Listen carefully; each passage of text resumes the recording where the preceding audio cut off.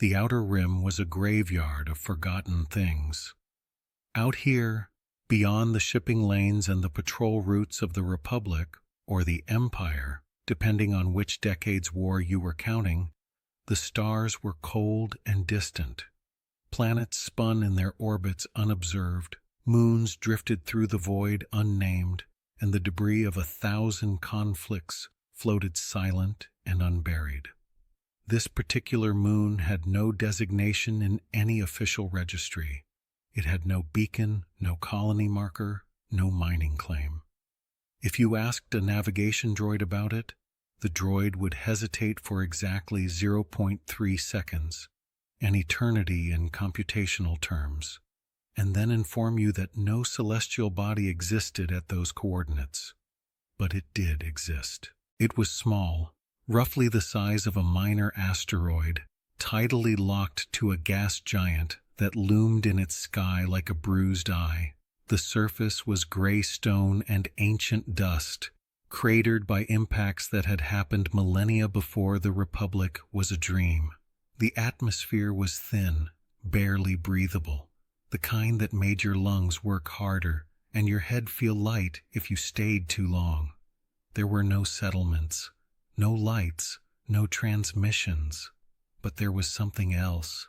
Deep in the largest crater, hidden beneath a collapsed overhang of basalt, lay the ruins of what had once been a structure.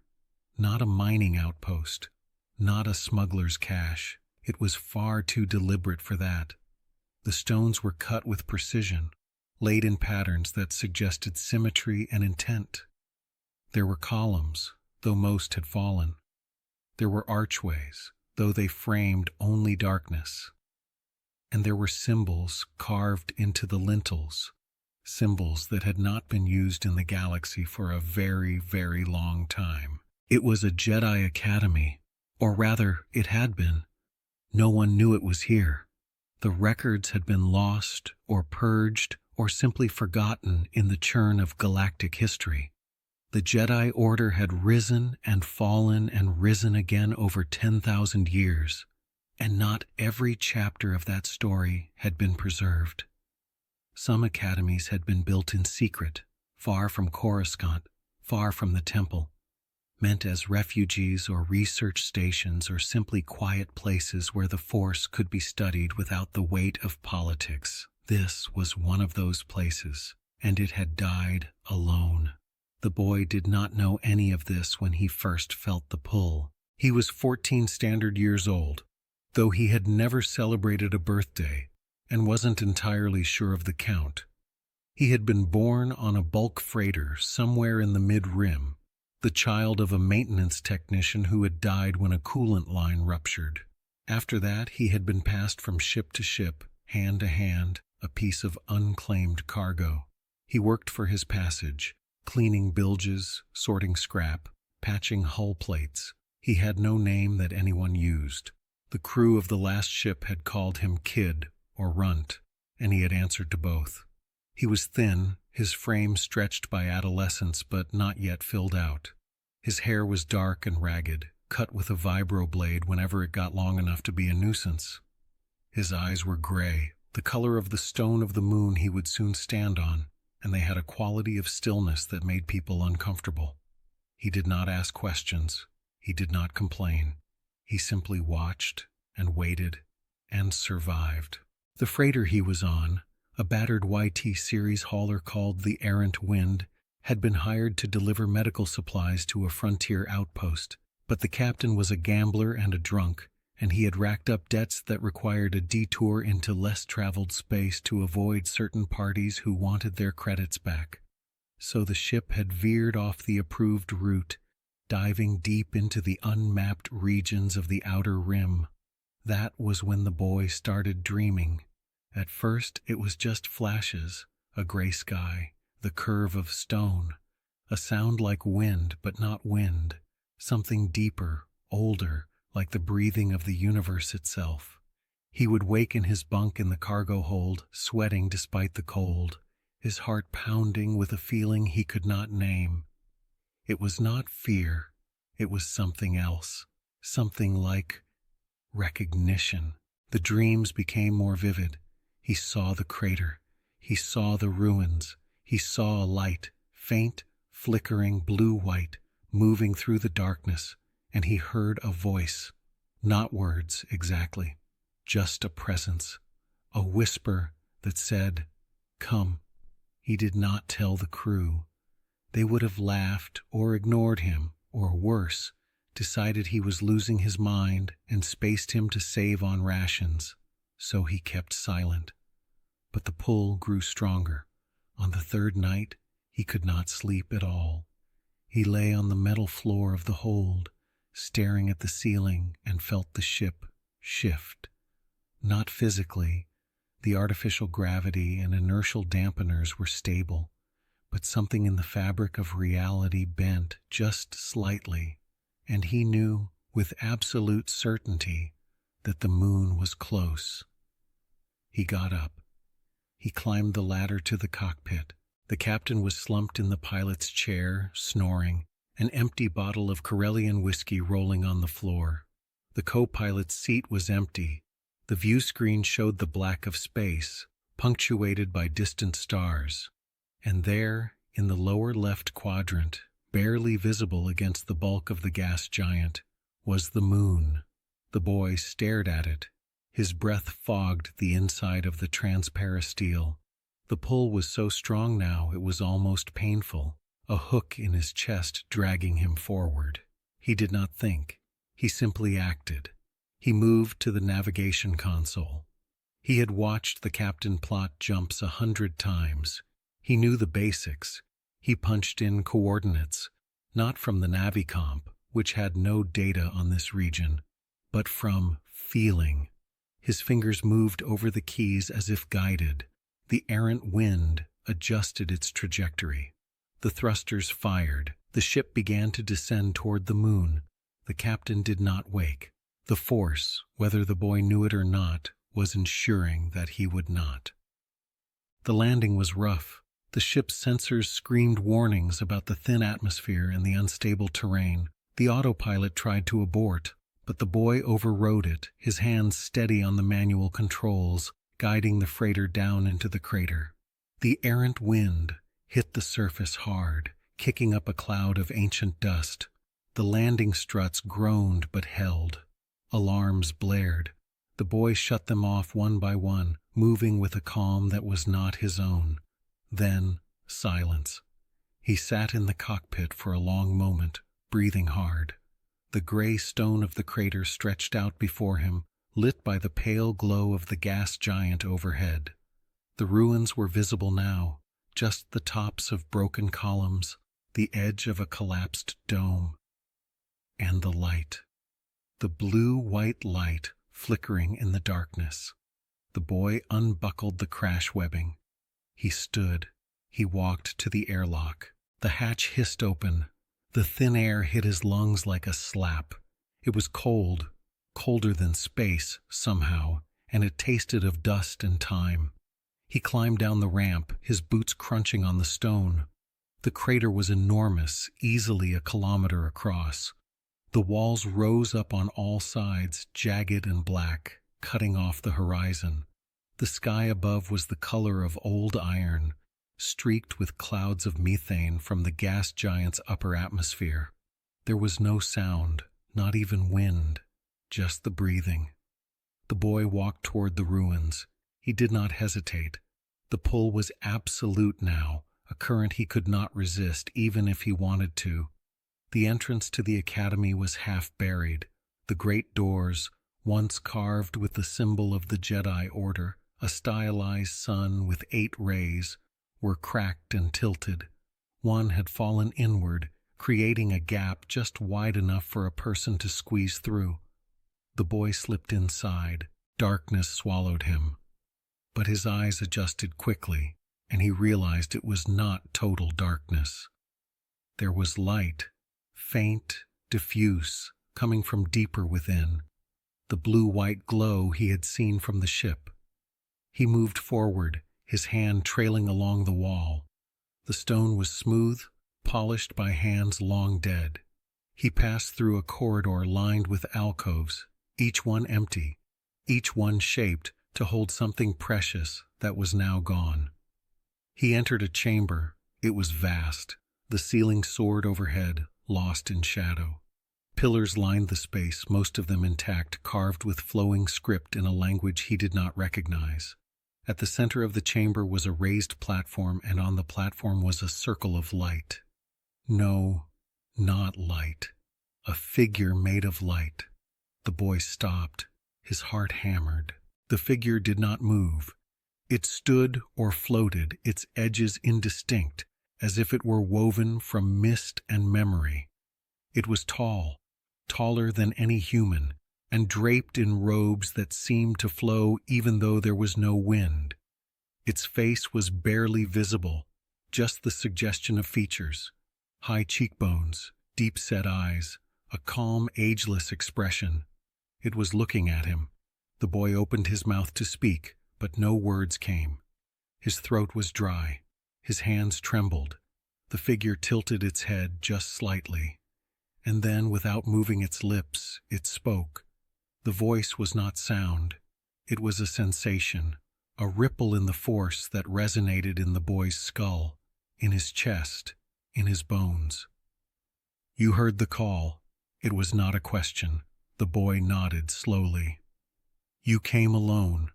Another nod. The figure regarded him for a long moment. Then it raised one translucent hand and gestured to the chamber around them. This place is forgotten, the voice said. It is not on the maps. It is not in the records. The galaxy believes it never existed, and yet, you are here. The boy found his voice. It came out as a whisper. What is this place? The figure's gaze did not waver. A tomb, it said. And a temple, and a question. What question? The figure lowered its hand. The light around it pulsed once, like a heartbeat. Whether the Force is finished with the Jedi or whether it has one more lesson to teach. The boy stared. He did not understand. But somewhere, deep in his chest, in the place where the pull had originated, he felt something shift, something settle. He had been looking for this place his entire life without knowing it. And now, standing in the ruins of a dead academy, before a ghost made of light and memory, he understood one thing with absolute clarity. He was not leaving. The boy did not move for a long time, neither did the figure. They stood in the vast, silent chamber like two pieces on a game board, waiting for the other to make the first move. But this was not a game. This was something older, deeper, woven into the fabric of the Force itself. The boy could feel it now, not just the pull that had brought him here, but the weight of the place. The academy was saturated with memory, with intent, with the echoes of 1,000 voices that had once filled these halls. It pressed against his mind like water against the hull of a ship, seeking cracks, seeking entry. He took a breath. The thin air scraped his lungs. He forced himself to speak again. Are you a ghost? The figure did not answer immediately. Its form flickered as if struggling to maintain cohesion. The light dimmed, then brightened. I am what remains, it said finally. When a Jedi dies, the body returns to the Force. But if the will is strong enough, if the purpose is unfinished, something lingers. Not life, not death, a echo, a memory with intention. So you are a ghost. If you need a word for it, yes. The boy looked around the chamber, the pillars, the fallen stones, the darkness that pressed in from all sides. What happened here? Why is this place dead? The figure turned, or seemed to turn. Its movements were hard to track, as if it existed slightly out of phase with the physical world. It gestured to the walls, where the carved script glowed faintly in the presence of the Force. The academy was built in secret, the ghost said. Long ago, when the Jedi Order was splintered by war, a group of masters withdrew from Coruscant, believing the temple had grown too rigid, too bound by dogma. They came here, to the edge of the galaxy, to build a place where the Force could be studied freely, without politics, without the weight of tradition. Did it work? The ghost was silent for a moment. When it spoke again, there was something in the voice that might have been sorrow. For a time, the masters taught, the students learned. The Force flowed through this place like water through stone, shaping it, refining it. But isolation is a double-edged blade. Without the checks of the larger order, without the friction of differing voices, certainty grows, and certainty is the death of wisdom. The boy frowned. I don't understand. They believed they had found the true path. The ghost continued. They believed their understanding of the Force was purer, deeper, more correct than the temples. And so, when the galaxy called for their aid, when war came, when darkness rose, they refused. They said the Jedi had lost their way, and they would not be part of the corruption. The ghost's light pulsed, sharper now, almost angry. And so the galaxy burned. And when the war finally came here, when the darkness they had ignored found this moon, there was no one left to stand with them. They died, not in battle, not in glory. They died alone, convinced of their righteousness, wondering why the Force had abandoned them. The boy absorbed this slowly. He looked at the empty alcoves, the broken columns. And you were one of them? I was the last, the ghost said quietly. I stayed when the others fell. I did not stay to teach. I stayed to remember, to ensure that the failure was not forgotten. But it was forgotten, the boy pointed out. You said this place isn't on any map. Forgotten by the galaxy, yes, but not by the Force. The ghost moved closer now, its form solidifying slightly. The boy could see the details of the face, old, deeply lined, eyes that held millennia of weariness. The Force does not forget, boy. It waits, it calls, and when the time is right, it sends someone. The boy felt his pulse quicken. You mean me. I mean you. But I'm nobody, the boy said, and his voice cracked slightly. I was just crew on a freighter. I don't even have a name anyone remembers. Why would the Force send me? The ghost was silent. Then it raised a hand and pointed, not at the boy, but at the space around him. Look. The boy looked. At first he saw nothing, just the dim light of the chamber, the dust motes hanging in the air. And then he saw it. There was light around him, faint, almost invisible, like the shimmer of heat over stone.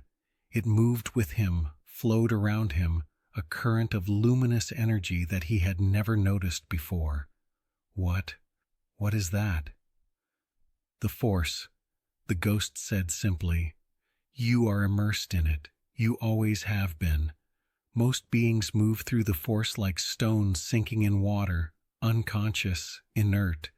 But you float. You breathe it. It responds to you. The boy stared at his hands. He turned them over, watching the light ripple across his skin. I didn't know. Most never do. Sensitivity to the Force is common, but awareness is rare, and training is rarer still. The ghost lowered its hand. That is why you are here. The Force brought you to the one place in the galaxy where you could be taught, not by the living, but by the dead. The boy looked up sharply. You're going to train me? I am going to try, the ghost said. Whether you can be trained, that remains to be seen. Why wouldn't I be able to? The ghost's expression did not change, but there was a weight in the silence that followed. Because training is not about power, boy. It is about will, about choice. The masters here failed because they became certain. They believed they knew the will of the Force, and that certainty blinded them. The ghost moved past him, drifting toward the center of the chamber. If I train you, you will learn the ways of the Jedi, but you will also learn where those ways led, to ash, to ruin, to pride dressed as humility.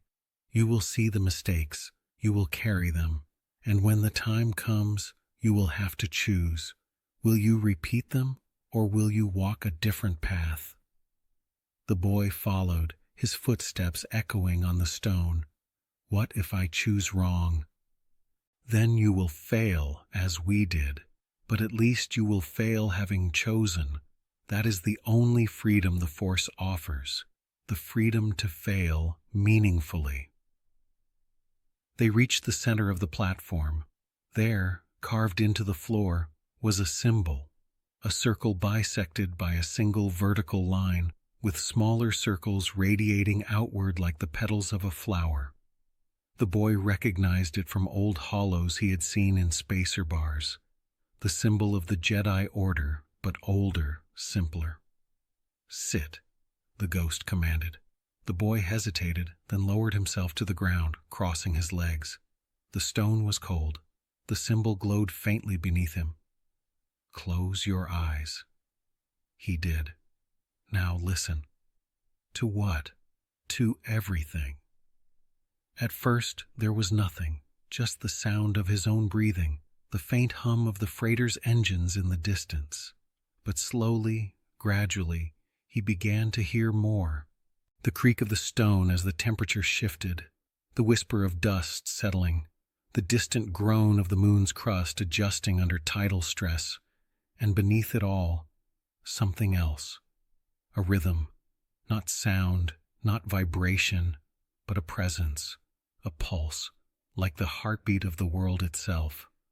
"The Force is not a tool," the ghost's voice said, distant now, as if coming from very far away. "It is not a power to be wielded. It is a current, a flow. You do not command it, you join it, you become part of the pattern." The boy felt his breathing slow, sinking with the rhythm. His heart matched the pulse. "Good, now listen deeper. What do you hear?" He focused, and then voices, faint, overlapping, like a crowd speaking in a distant room. He could not make out words, but he could feel the emotion, determination, fear, hope, despair. They washed over him in waves. "Who?" "The echoes," the ghost said. "The students and masters who trained here. They are gone, but their presence lingers in the Force. This place remembers them." The boy's eyes snapped open. "Are they trapped here?" "No, they are part of the stone now, part of the air. They are what makes this place sacred and dangerous." "Dangerous?" "Because they will speak to you," the ghost said. "They will offer wisdom, they will offer warnings, and they will offer lies, not out of malice but because memory distorts.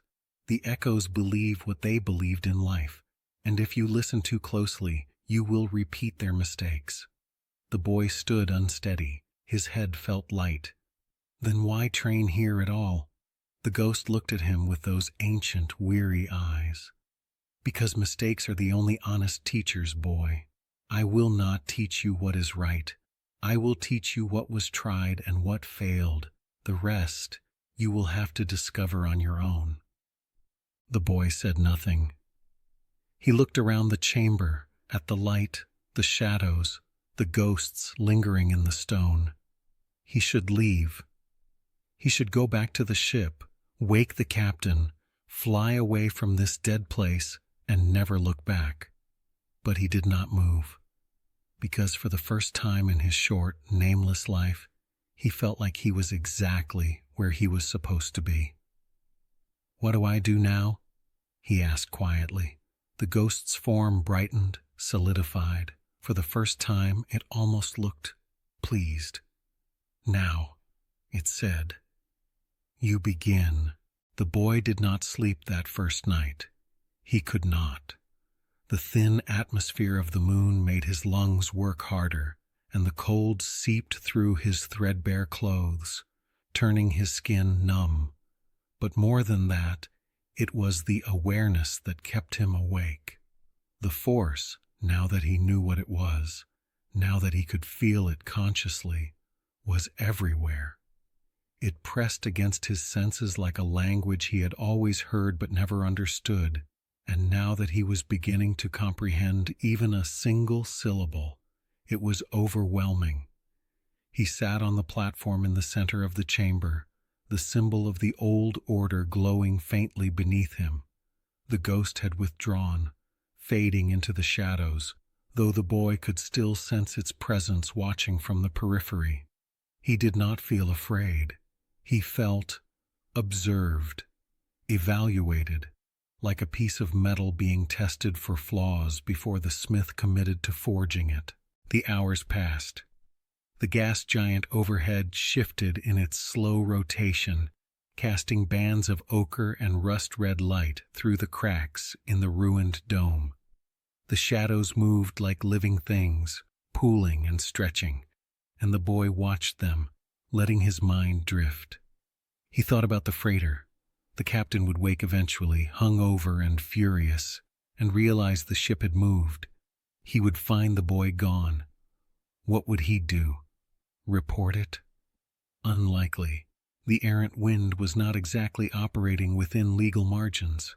More likely he would shrug, consider the boy's absence an inconvenience, and lift off to complete the delivery run without him. The boy was cargo that had unloaded itself. Nothing more. He should feel something about that. Fear, regret, loss. But he felt only a distant, detached understanding that the old life was over.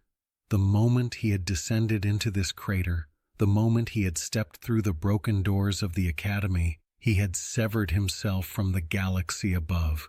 He was a ghost now, just like the Master. As if summoned by the thought, the figure of light materialized again, stepping out of the shadows as if through a curtain. The ghost moved silently, its robes flowing in a wind that did not exist, and came to stand before the boy. "You did not run," it said. There was neither approval nor disapproval in the voice, just observation. "Where would I go?" the boy asked. "Many places. The ship is still functional. You could leave, return to your life." "I didn't have a life," the boy said quietly. "I had survival. That's not the same thing." The ghost tilted its head, considering this. "A fair distinction, but survival is no small thing. Many who come seeking the Force believe they want wisdom, enlightenment, purpose. What they truly want is escape, and escape is a poor foundation for training." "I'm not trying to escape," the boy said. He met the ghost's gaze, or tried to. It was hard to focus on those eyes, which seemed to be both present and infinitely distant. "I don't even know what I'm trying to do. This is where I'm supposed to be." "Supposed," the ghost echoed. "A dangerous word. It implies destiny. And destiny is a chain dressed as a crown. Then what should I call it?" "A beginning," the ghost said. "Nothing more, nothing less." The ghost raised one translucent hand and gestured to the boy. "You say you had no life. No name either, I presume."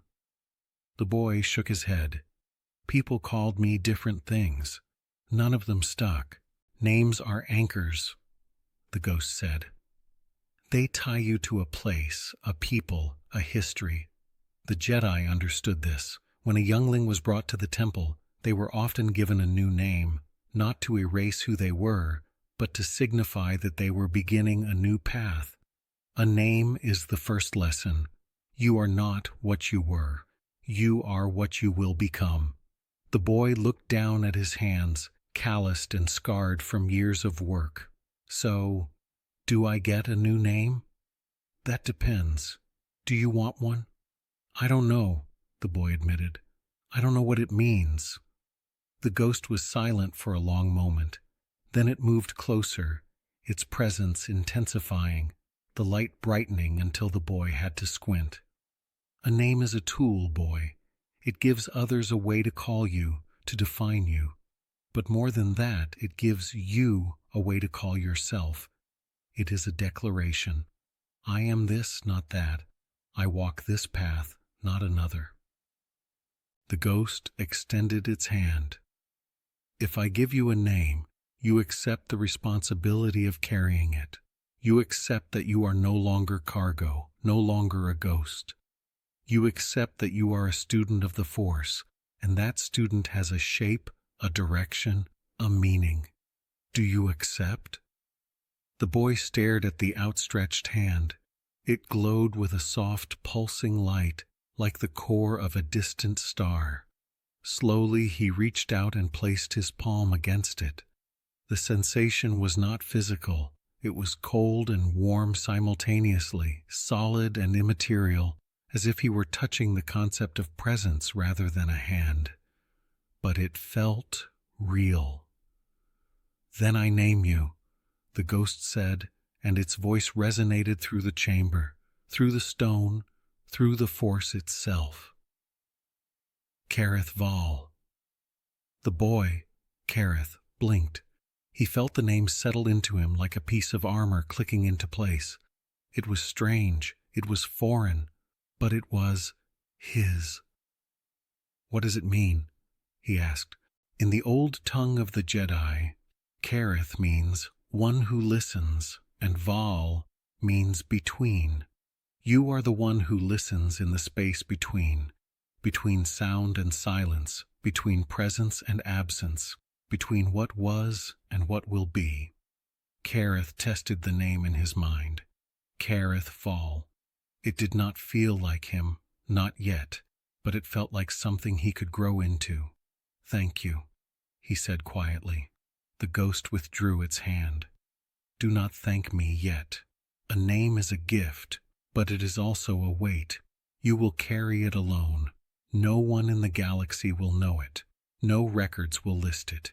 If you die here, the name dies with you. That is the price of walking this path. I understand. Do you? The ghost's tone sharpened. You have been invisible your entire life, boy. A shadow on a ship, a pair of hands that no one remembered. I am offering you a name, but I am also offering you continued invisibility. You will not be celebrated. You will not be remembered. You will walk the galaxy as a secret, a whisper, a rumor that is never confirmed. Can you accept that? Kaereth thought about this.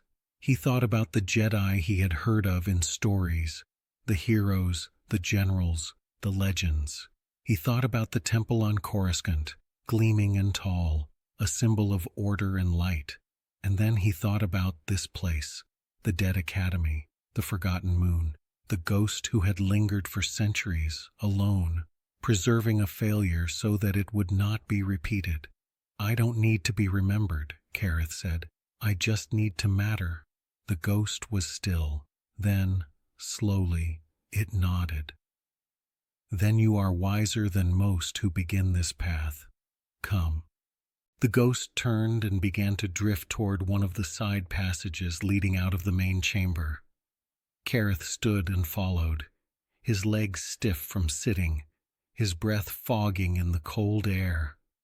They moved deeper into the academy. The corridors were narrow here, the ceiling lower, the walls carved with more of the flowing script. Kaereth ran his fingers along the stone as he walked, feeling the ridges of the letters. He could not read them, but he could feel the intent in them. Prayers, meditations, declarations. What was this place used for, he asked. These were the living quarters, the ghost replied. Each student had a cell, a small room, simple, with only a mat and a window. The masters believed that comfort bred complacency.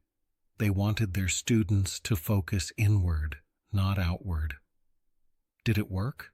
For a time. But asceticism is not enlightenment. It is just another form of control. the students became so focused on denying themselves physical comfort that they forgot to deny themselves spiritual pride. And pride, Kaereth Vahl, is the rot that consumes from within. They reached a cell. The door had long since fallen off its hinges. Inside was a small space, barely large enough to lie down in. The window, a narrow slit in the stone, looked out over the crater, framing the gas giant in the sky. "This was my cell," the ghost said quietly. "I spent 40 years in this room, meditating, training, believing I was becoming pure. Were you?" "I was becoming blind," the ghost said. "I mistook isolation for clarity. I thought that by removing myself from the noise of the galaxy, I could hear the Force more clearly. But the Force is not found in silence, Kaereth. It is found in connection, in relationship, in the friction between beings." The ghost turned to face him. "That is the first real lesson I will teach you. The Jedi failed because they believed the Force was about discipline, about control, about mastery. But the Force does not wish to be mastered. It wishes to flow, and you cannot learn to flow if you are rigid." Kaereth absorbed this. "So, what do I do?"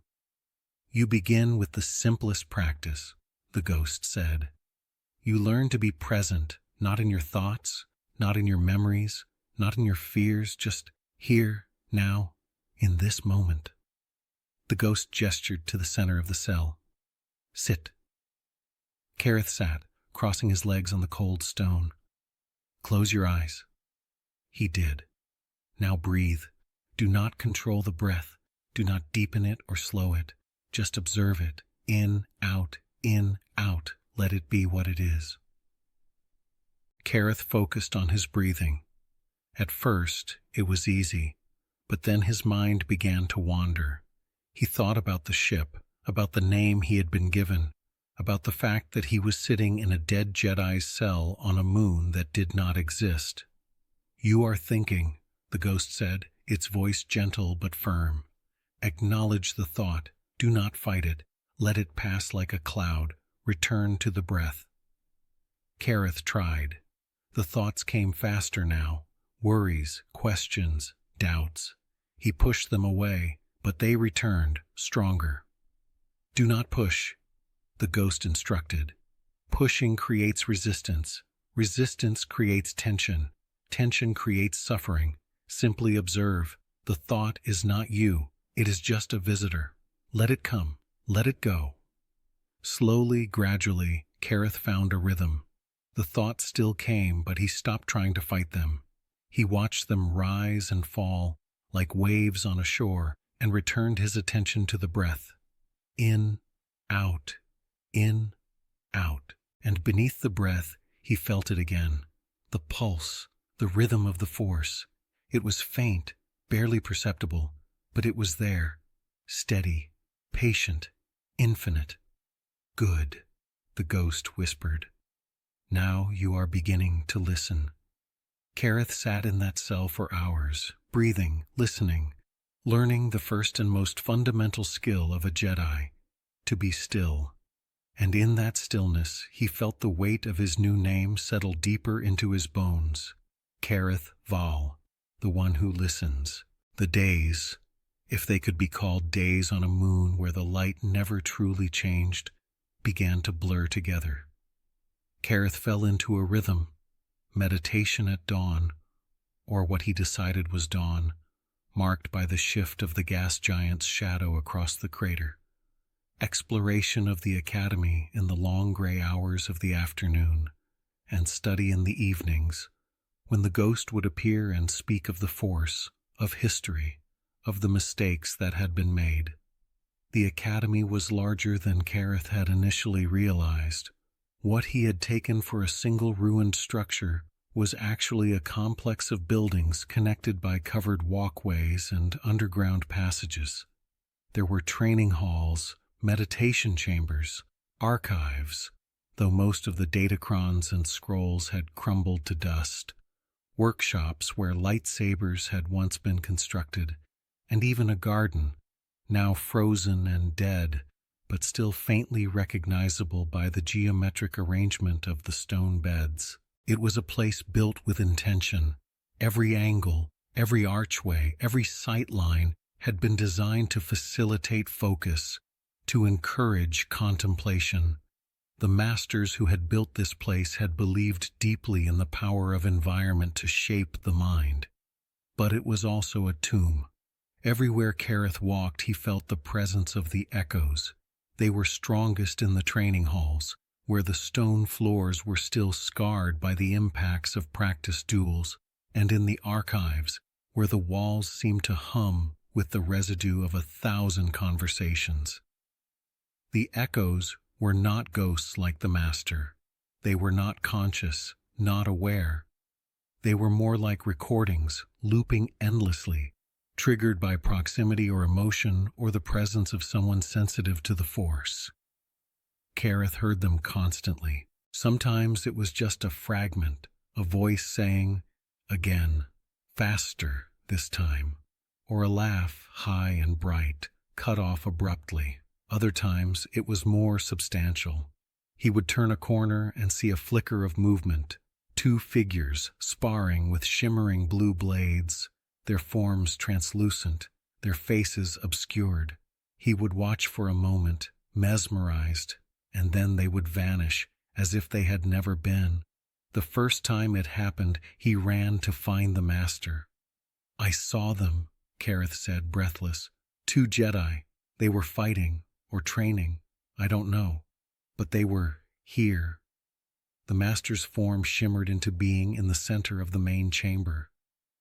"The echoes," it said calmly. "I told you they lingered.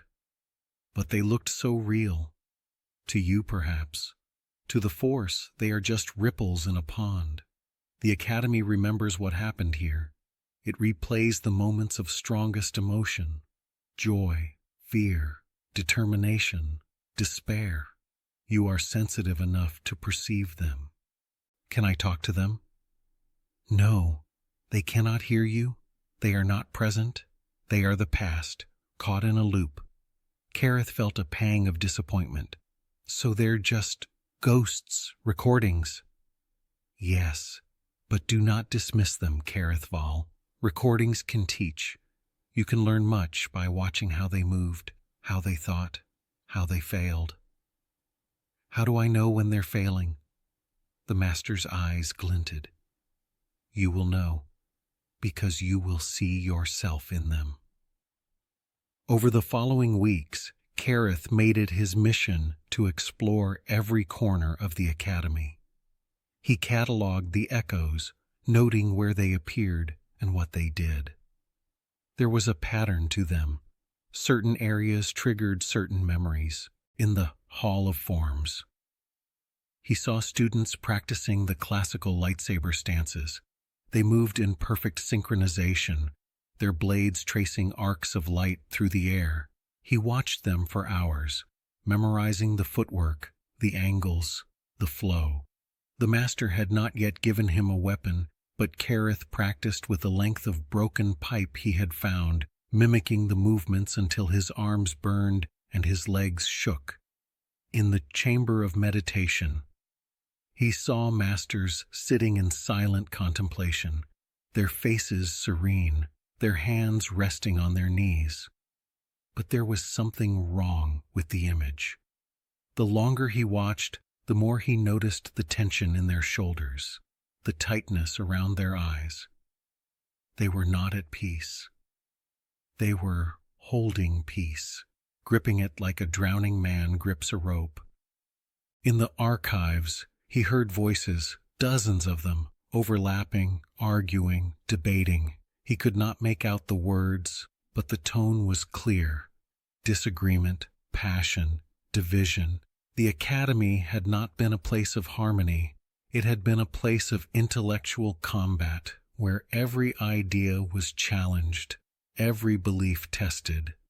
And in the end, that combat had turned inward, consuming them. And then there was the Garden of Reflection. It was located at the far edge of the academy, accessible only through a narrow tunnel that opened onto a sheltered courtyard. The garden was dead, the plants long since frozen and brittle, but the layout remained. Stone paths wound between raised beds, and at the center was a pool, empty now, but still perfectly smooth, its surface undisturbed by time. Kaereth felt the pull of the place immediately. It was quieter here. The echoes were fewer, fainter. The force felt softer, like a whisper instead of a shout. He sat by the edge of the pool and closed his eyes. And then he heard it. A voice. Not an echo, not the master, something else. It was a child's voice, young and uncertain. Am I doing it right? Kaereth's eyes snapped open. He looked around, but saw nothing. Hello? The voice came again, clearer now. Master says I have to be patient, but I don't feel anything. Is the force even real? Kaereth stood, his heart pounding. Where are you? There was a flicker of movement at the far end of the garden. A shape, small, maybe 10 years old, wearing the simple robes of a Jedi initiate. The figure was translucent, its edges blurred, but its face was visible, round, curious, frustrated. It was not looking at Kaereth. It was looking at its own hands, which were held out in front of it, trembling with effort. I've been trying for weeks, the child said. Everyone else can move the stones. Why can't I? Kaereth took a step closer. Can you hear me? The child did not respond. It was an echo. But then the child's form flickered. It turned, and for just a moment, its eyes focused on Kaereth. Who are you? The child asked, and its voice was filled with wonder. You're glowing. Kaereth froze. You can see me? Are you a master? Did you come to help me? I'm not a master, I'm just... The child's form began to fade, the light dimming. Please, it said, its voice growing distant. I don't want to fail. I just want to understand. Please. And then it was gone. Kaereth stood alone in the garden, breathing hard. His hands were shaking. He looked down and saw what the child had seen.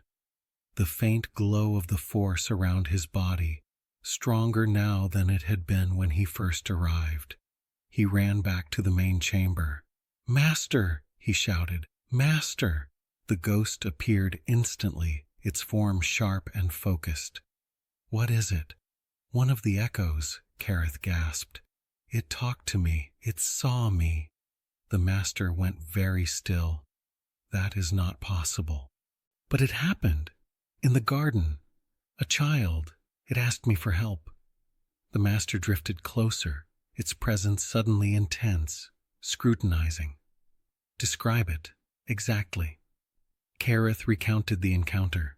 When he finished, the master was silent for a long time. The child you saw, the master said slowly, was named Tylos. He was the youngest student here. He struggled with the force. He believed himself weak. He died trying to prove otherwise. How? By attempting a ritual he was not ready for. He went into the deep places of the academy, where the force runs wild and unfiltered.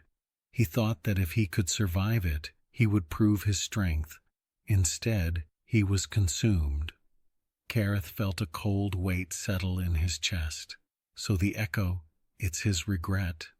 Perhaps, or perhaps it is the force showing you a warning. A warning of what? The master's eyes bore into him. That talent is not wisdom. That power is not understanding. That the force will give you everything you ask for, and it will destroy you if you ask for the wrong things. Kaereth looked down at his glowing hands. I don't want power. No one ever does, the master said quietly. They want safety, or purpose, or love. But power is the language the galaxy speaks, and sooner or later you will have to learn it. The question is whether you will use it or let it use you. The master turned away, drifting back toward the shadows. The echoes are waking to you, Kaereth Vahl. That means you are no longer just a visitor here. You are becoming part of this place. And this place, it has many lessons yet to teach. Kaereth stood in the center of the chamber, surrounded by the voices of the dead, and for the first time since arriving, he felt afraid, not of the ghosts, but of what he might become. The training began in earnest after the encounter in the garden. The master did not waste time with philosophy or history lessons in those early weeks. Instead, it focused on something far more fundamental, teaching Kaereth how to exist in the Force without being consumed by it. The Jedi Order had a code, the master explained one morning as they stood in the Hall of Forms, the vast training chamber where generations of students had once honed their skills. The floor was marked with scorch lines and impact craters, silent testimony to countless duels. You have likely heard fragments of it. There is no emotion, there is peace. There is no ignorance, there is knowledge. Kaereth nodded. He had heard spacers recite it mockingly in cantinas, usually while drunk. The Jedi Code had become something of a galactic punchline in the years since the Order's various rises and falls, a relic of a more naive time. The Code was meant to be a guide, the Master continued, its translucent form pacing slowly along the edge of the training floor. A set of principles to anchor young Jedi when the Force became overwhelming. But over centuries, it became something else. It became dogma. And dogma, Kaereth Vahl, is the death of understanding. What's wrong with rules? Kaereth asked. He was sitting cross-legged on the stone floor, his hands resting on his knees, trying to maintain the meditation posture the master had taught him. His legs were already going numb. Nothing is wrong with rules, the master replied. But rules are maps, not territories. If you stare only at the map, you will walk off a cliff while insisting you are on the correct path. The master stopped pacing and turned to face him directly. There is no emotion. There is peace, the master quoted. Tell me, Kaereth, do you believe that? Kaereth thought carefully before answering. I don't know. I've felt emotions, fear, anger, sadness. They didn't feel like peace. No, the master agreed. They did not. And yet the code tells you to deny them, to suppress them, to transcend them through discipline. Isn't that what Jedi do? It is what Jedi tried to do, the master said, and there was a bitterness in the voice that Kaereth had not heard before. They tried so hard to be without emotion that they became numb. They mistook suppression for control. They believed that if they did not feel anger, they could not fall to darkness. But anger denied is not anger defeated. It is merely anger stored. And when the dam finally breaks, the master's form flickered, the light dimming. The Jedi fell because they were afraid of themselves, the master said quietly. They feared their own humanity so much that they amputated it, and in doing so, they lost the ability to connect with the very people they were sworn to protect. Kaereth absorbed this. So, what do I do? Just feel everything? Let my emotions control me? No. The master's voice was firm. That is the path of the Sith, to be ruled by passion, to let emotion dictate action. That is slavery of another kind. The master moved closer, its presence intensifying. I will teach you a third way, not suppression, not indulgence. Observation. I don't understand. You will, the master said. Stand. Kaereth rose, his legs protesting. The master gestured to the center of the hall. Face the pillar. There was a stone column at the far end of the hall, roughly 2 meters tall, scarred and pitted from centuries of use as a training target. I want you to strike it, the master said. With what? Your fist. Kaereth walked to the pillar. He balled his hand into a fist and punched it. Pain exploded across his knuckles. He yelped and pulled back, shaking his hand. Blood welled from split skin. Again, the master said calmly. It hurts. I know. Again. Kaereth gritted his teeth. He punched the pillar again. More pain, more blood. Again. He hit it a third time, then a fourth. By the 10th strike, his knuckles were raw, his hand trembling. Tears stung his eyes, not from sadness but from sheer physical pain. Stop, the master commanded. Kaereth clutched his injured hand to his chest, breathing hard. What was the point of that? Tell me what you feel. Pain. Anger. Why did you make me do that? Good, the master said. Now, observe those feelings. Do not push them away. Do not act on them. Simply notice them. Where is the pain? How does it move through your body? Where is the anger? Is it hot or cold, sharp or dull? Kaereth focused. The pain was a throbbing heat in his hand, radiating up his forearm. The anger was tighter, coiled in his chest like a spring. Now, the master said, ask yourself, are you the pain, or are you the one feeling the pain? Kaereth blinked. What? The pain exists. You feel it. But you are not the pain itself. You are the observer, the witness. The pain is a signal, nothing more.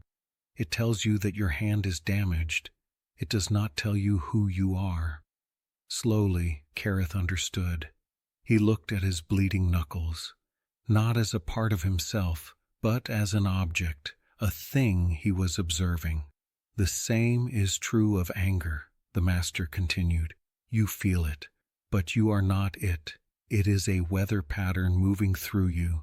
You can watch it, you can understand it, and you can choose whether to act on it. So I just let it be there? Yes, acknowledge it. I am angry. I am in pain. Then ask, what does this feeling want me to do? And then ask, is that action wise? Kaereth looked at the pillar. His anger wanted him to hit it again, harder, to make it hurt the way he was hurting. That would be stupid, he said aloud. Yes, the master agreed, but it is what the anger wants. The Sith would tell you to obey the anger, to feed it, to use it as fuel.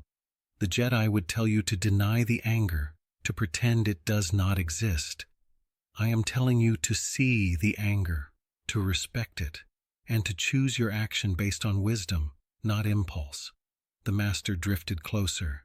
This is the foundation of everything I will teach you. The Force flows through all living things. It is amplified by emotion. The Sith let emotion control the flow. The Jedi tried to dam the flow. Both failed. You must learn to ride the flow, to feel the emotion, honor it, and then release it, like water flowing around a stone. Kaereth nodded slowly. His hand still hurt, but the anger was already fading, dissipating like smoke. Now, the master said, sit. We will meditate on the pain until it becomes just another sensation, no more, no less. The weeks that followed were grueling. Every day the master pushed Kaereth to the edge of discomfort, not to break him, but to teach him where his edges were. He spent hours balancing on one foot on a narrow beam, learning to find his center even when his muscles screamed. He carried heavy stones from one end of the academy to the other, not to build strength, but to practice moving with intention. He sat in freezing chambers and sweltering ones, learning to observe the body's reactions without being ruled by them. And through it all, the master taught him to feel the Force, not as a tool, not as a power to be grasped, but as a presence, a vast, infinite presence that surrounded him, penetrated him, connected him to every living thing. Close your eyes, the master would say. Reach out, not with your hands, with your awareness. Feel the stone beneath you. It is not dead. It is simply slow, Feel the air. It carries the breath of 1 billion beings. Feel the echoes in the walls. They are memories, but memories are alive in their own way. Kaereth practiced. At first, he felt nothing, but gradually, painstakingly, he began to perceive the edges of something vast. It was like standing at the shore of an ocean. He could feel the spray, hear the roar, but he could not yet dive in. "Patience," the master said. "The force will open to you when you are ready, not before." But the most difficult lessons were the ones that had no exercises. One evening, as they sat together in the ruined garden, Kaereth asked the question that had been gnawing at him. "Master, why didn't the Jedi here help when the galaxy needed them?" The master was silent for a long time. The gas giant overhead shifted, casting bands of orange light across the frozen courtyard. "Because they believed they were right," the master said finally. "They believed the temple had lost its way. They believed the order had become corrupt, political, compromised, and so they withdrew. They told themselves they were preserving the true teachings, but in truth, they were afraid. Afraid of what?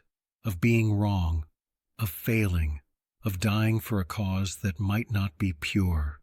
The master's form flickered. It is easier to sit in a garden and meditate on perfection than to walk into the mud and blood of the galaxy and try to make things better, knowing you will fail more often than you succeed. "Did you feel that way?" Kaereth asked quietly. "Yes," the master admitted. "I was young. I believed the masters when they said the galaxy was broken beyond saving. I believed that by staying here, I was keeping the light alive. But I was wrong. The light does not survive in isolation. It survives in connection, in struggle, in the messy, painful, beautiful act of being present for others." The master turned to Kaereth. "That is why I will not teach you to hide. I will not teach you to be pure. I will teach you to be whole. Whole enough to feel fear and act anyway. Whole enough to fail and continue. Whole enough to love and lose and still choose to love again." Kaereth felt something crack open in his chest. "I don't know if I can do that." "You can," the master said, "because you already have. You left the only life you knew and walked into the unknown. That is the first act of a Jedi, the willingness to step into the dark, trusting that the Force will guide you." Kaereth looked up at the stars, barely visible through the haze of the gas giant's atmosphere. "What if I fail?" "Then you will fail," the master said simply. "And then you will get up, and you will try again. That is the only lesson that matters."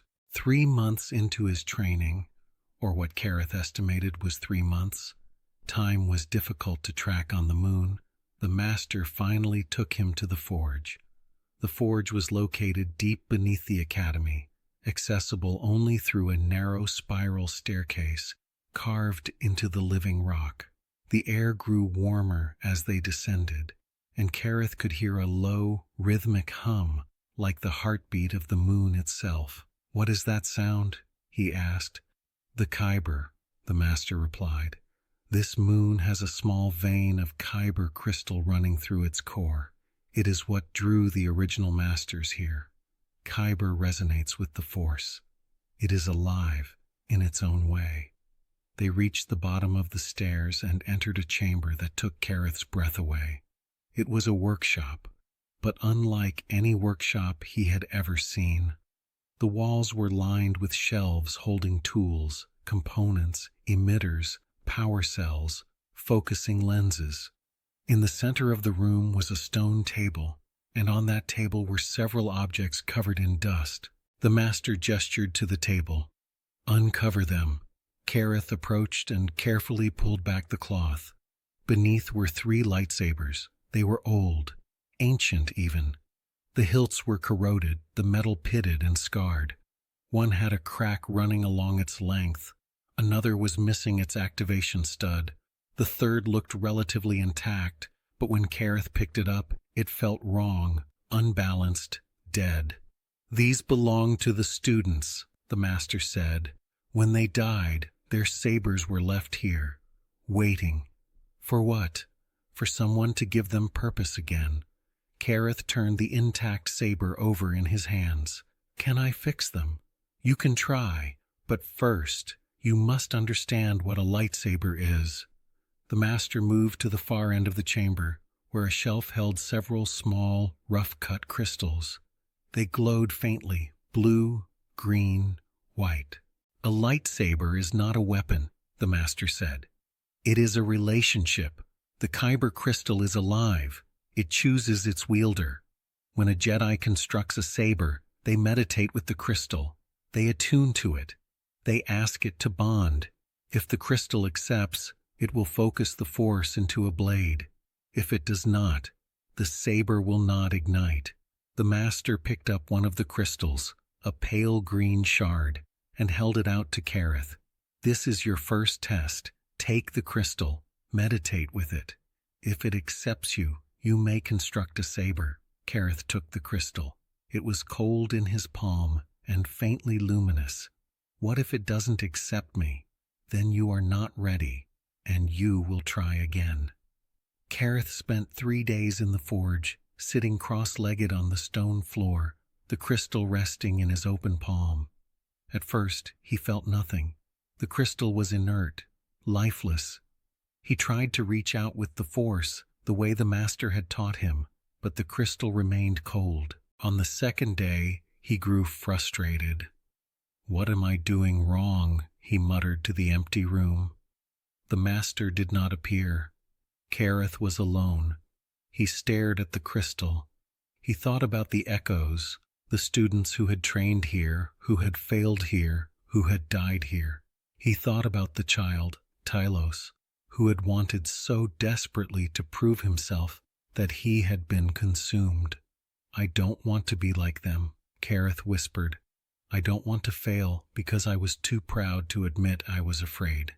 He closed his eyes. He stopped trying to reach out to the crystal. Instead, he simply sat with it. He let his mind grow quiet. He let go of the need to succeed. And then he felt it, a warmth, not in his hand, but in his chest, a presence, small, tentative, curious. The crystal was listening. Kaereth did not speak. He simply opened himself, the way the master had taught him. He let the crystal see who he was, every fear, every doubt, every hope. And the crystal answered. It pulsed once, a flare of light that filled the chamber. Kaereth gasped. The warmth spread through his entire body, and he felt the crystal sing. It was a sound that was not a sound, a vibration in the force that resonated with his very soul. When he opened his eyes, the crystal was glowing, not cold, warm, alive. The master appeared in the doorway. For the first time, Kaereth thought he saw something like pride in the ghost's translucent face. "You have been chosen," the master said quietly. "Now you may build." The construction took another week. Kaereth worked slowly, methodically, following the master's instructions. He salvaged components from the broken sabers, a power cell here, an emitter there. He shaped the hilt from a piece of durasteel he found in the workshop, smoothing the edges, carving grips into the metal. He installed the crystal in the focusing chamber, aligning it with painstaking precision. And all the while, he meditated on what the saber would mean. "This is not a toy," the master warned, "and it is not a symbol of status. A lightsaber is a responsibility. It is a declaration that you will stand between the innocent and the darkness, that you will use power only in service of life." "I understand," Kaereth said. "Do you?" Many students believed they understood. They believed they were ready to wield a blade, but the blade wielded them. It became an extension of their ego, their fear, their desire to be seen as strong. The master's voice grew stern. "I give you permission to build this saber, but I forbid you to use it in combat." Kaereth looked up startled. "What? Then what's the point?" "The point is to teach you restraint. A true Jedi does not draw their blade lightly. The saber is the last resort, not the first. If you cannot solve a problem without it, you have already failed." "But what if I'm attacked?" "Then you run, or you surrender, or you talk, anything but killing. Because once you cross that line, Kaereth Vahl, it becomes easier to cross it again, and again, until one day you realize you have become the very thing you swore to fight." Kaereth set down the half-assembled hilt. "So, I build a weapon I can't use? You build a reminder, a symbol, a weight, and when the day comes that you must use it, you will know, and you will hate it, and that hatred will keep you honest." Kaereth did not fully understand, but he nodded. On the 7th day, he placed the final component, the activation stud, into the hilt. He stood in the center of the forge, took a deep breath, and pressed the stud. The blade ignited with a snap hiss that echoed through the chamber. It was a pale, luminous green, the color of new growth, of spring, of life persisting in the wasteland. Kaereth stared at it in wonder. The light reflected in his eyes, and he felt the weight of what he held. Not a weapon, a promise. The lightsaber changed everything, not in the way Kaereth had expected. He had imagined that once he held a blade, he would feel different, stronger, more complete, more like the Jedi he had heard about in stories. But instead, he felt heavier. The saber hung from his belt like a chain, a constant reminder of the responsibility the Master had placed on him. He did not ignite it again after that first moment in the forge. He carried it, yes, the Master insisted on that. "A Jedi is never unarmed," the ghost had said, "but a wise Jedi knows that being armed is not the same as being ready to kill."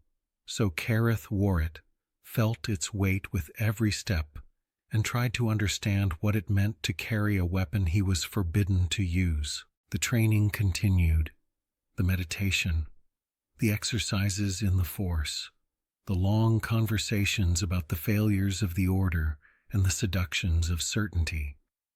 But something had shifted. Kaereth noticed it first in the quality of the silence. The Academy, which had always been heavy with the presence of the echoes, now felt watchful, expectant. And then the visions began.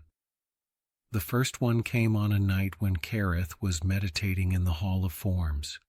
He had been practicing a breathing technique the Master had taught him, matching his breath to the rhythm of the Force, trying to sink into the flow rather than resist it. He had achieved a state of deep stillness, his mind clear, his body relaxed. And then, without warning, the world fell away. He was no longer in the Academy. He was standing on the bridge of a starship, a military vessel, sleek and gray, bristling with weapons. Through the viewports, he could see a planet below, green and blue, peaceful, alive. Soldiers surrounded him. They wore armor he did not recognize, white, segmented, identical. Their helmets obscured their faces. They moved with efficiency, purpose, discipline. One of them turned toward Kaereth, and for a moment he thought the soldier could see him, but the soldier looked through him and spoke to someone else. "Sector 7 is secure, no sign of resistance." "Good," another voice replied, cold, authoritative, filtering through a comms unit. "Proceed with the sweep. Find the sympathizers. Eliminate them." Kaereth's stomach twisted. Sympathizers? What are they talking about? But no one answered. No one could hear him. He was a ghost in this vision, an observer. The ship shuddered. Kaereth looked out the viewport and saw flashes of light, turbo-laser fire. The ship was bombarding the planet below. Cities lit up like sparks as the blasts hit. He could not hear the screams, but he could feel them in the Force, a vast, agonized wail that rippled through the fabric of reality. He tried to move, to run, to do something, but his body would not respond. He was frozen, forced to watch as the planet burned. And then, a voice, quiet, insidious, whispering in his ear. "You cannot stop this. You are too small, too weak. The galaxy is vast, and you are nothing." Kaereth wanted to scream, but his voice was trapped in his throat. The vision shattered. He gasped, his eyes snapping open. He was back in the Hall of Forms, lying on the cold stone floor, his body drenched in sweat. His heart hammered against his ribs, and his hands shook uncontrollably. The Master appeared instantly, its form blazing with concern. "Kaereth, breathe." "I saw..." Kaereth choked on the words. "I saw a ship, soldiers. They were killing people, a whole planet. A vision," the Master said, its voice steady and calm. "The Force is showing you something." "Why?" Kaereth's voice cracked. "Why would it show me that?" "Because the Force does not care for your comfort, Kaereth Vahl. It cares only for balance. And right now, the galaxy is tilting." The Master knelt beside him, or gave the impression of kneeling. It was hard to tell with a being made of light. "What you saw is not happening yet. It is a possible future, or a fragment of a present you cannot yet perceive. The Force is vast. It touches all things, and those who are sensitive to it can sometimes glimpse the threads of what is to come." "Can I stop it?" Kaereth asked desperately. "Can I change it?" "Perhaps. Or perhaps the vision is a warning, or perhaps it is simply the Force preparing you for what you will one day face." The Master's eyes held infinite sadness. "The future is not fixed, Kaereth, but neither is it infinitely malleable. Some events have weight. They have momentum. They are difficult to turn."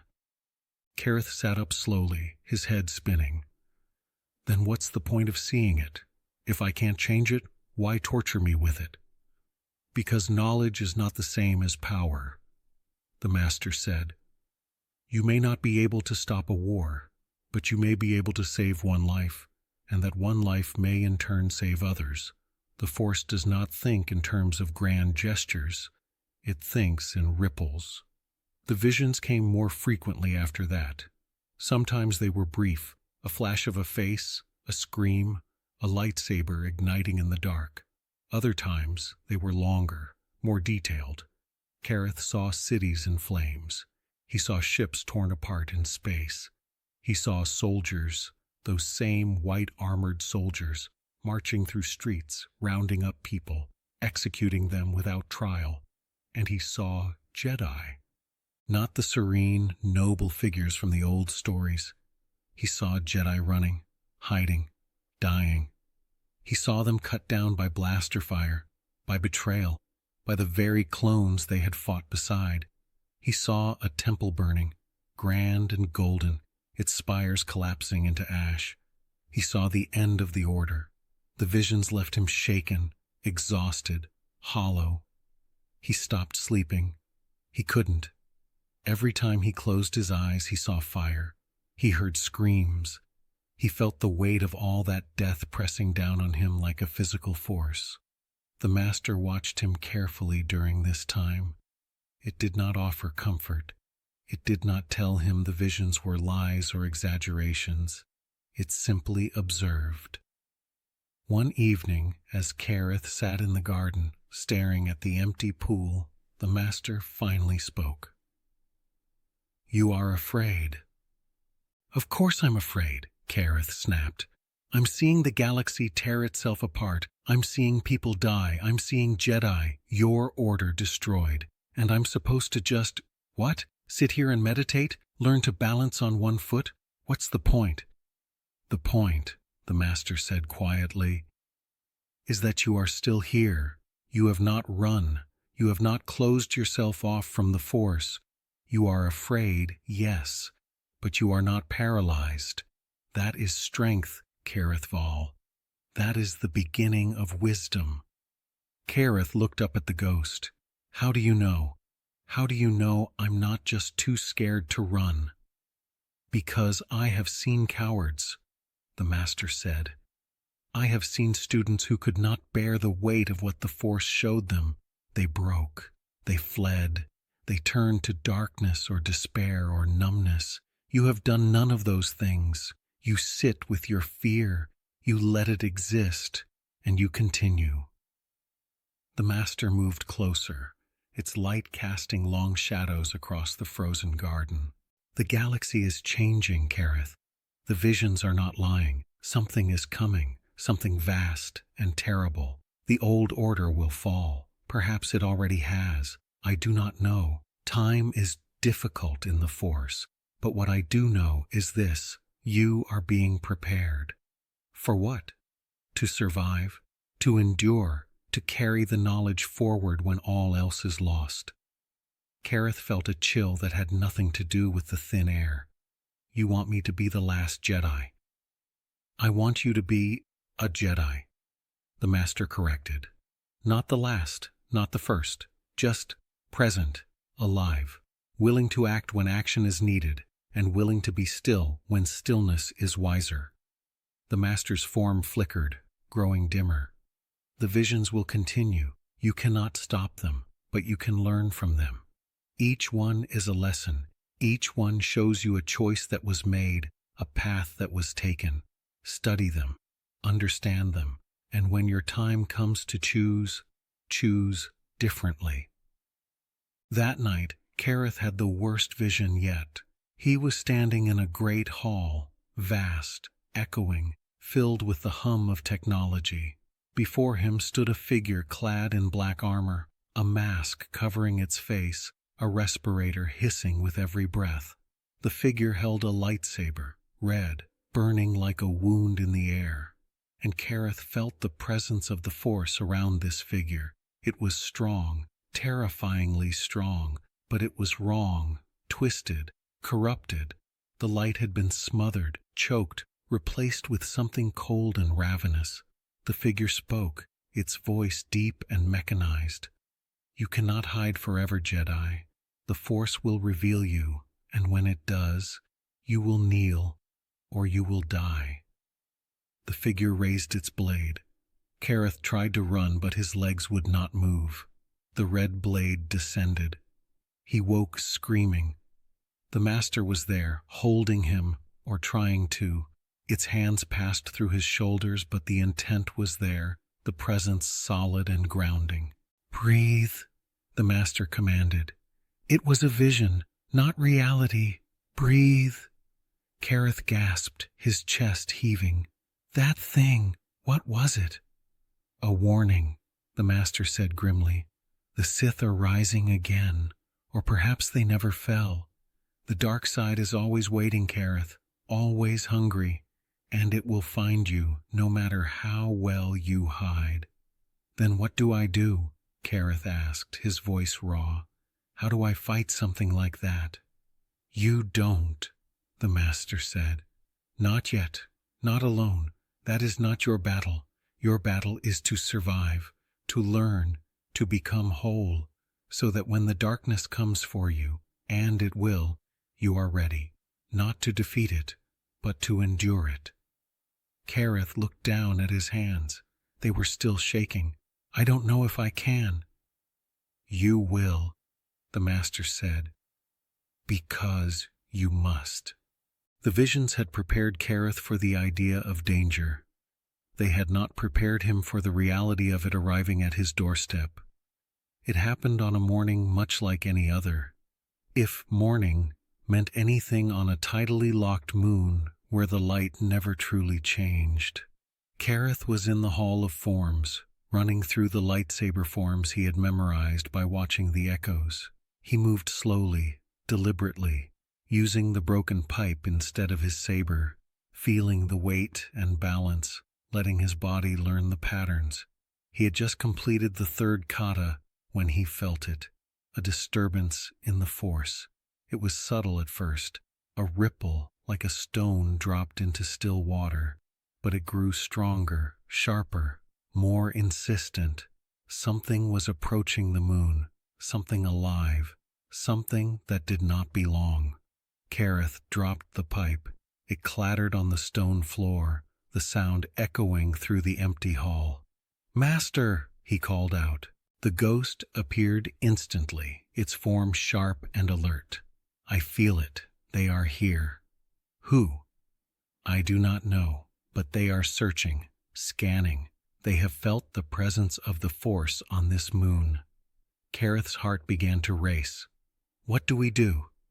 "You hide," the master said immediately. "Go to the deep archives. The walls are thick there. They will shield your presence." "What about you?" "I am already dead, Kaereth. I cannot be found. But you are alive. You blaze in the Force like a candle in the dark. If they have the means to sense you, they will. Go. Now." Kaereth did not argue. He ran.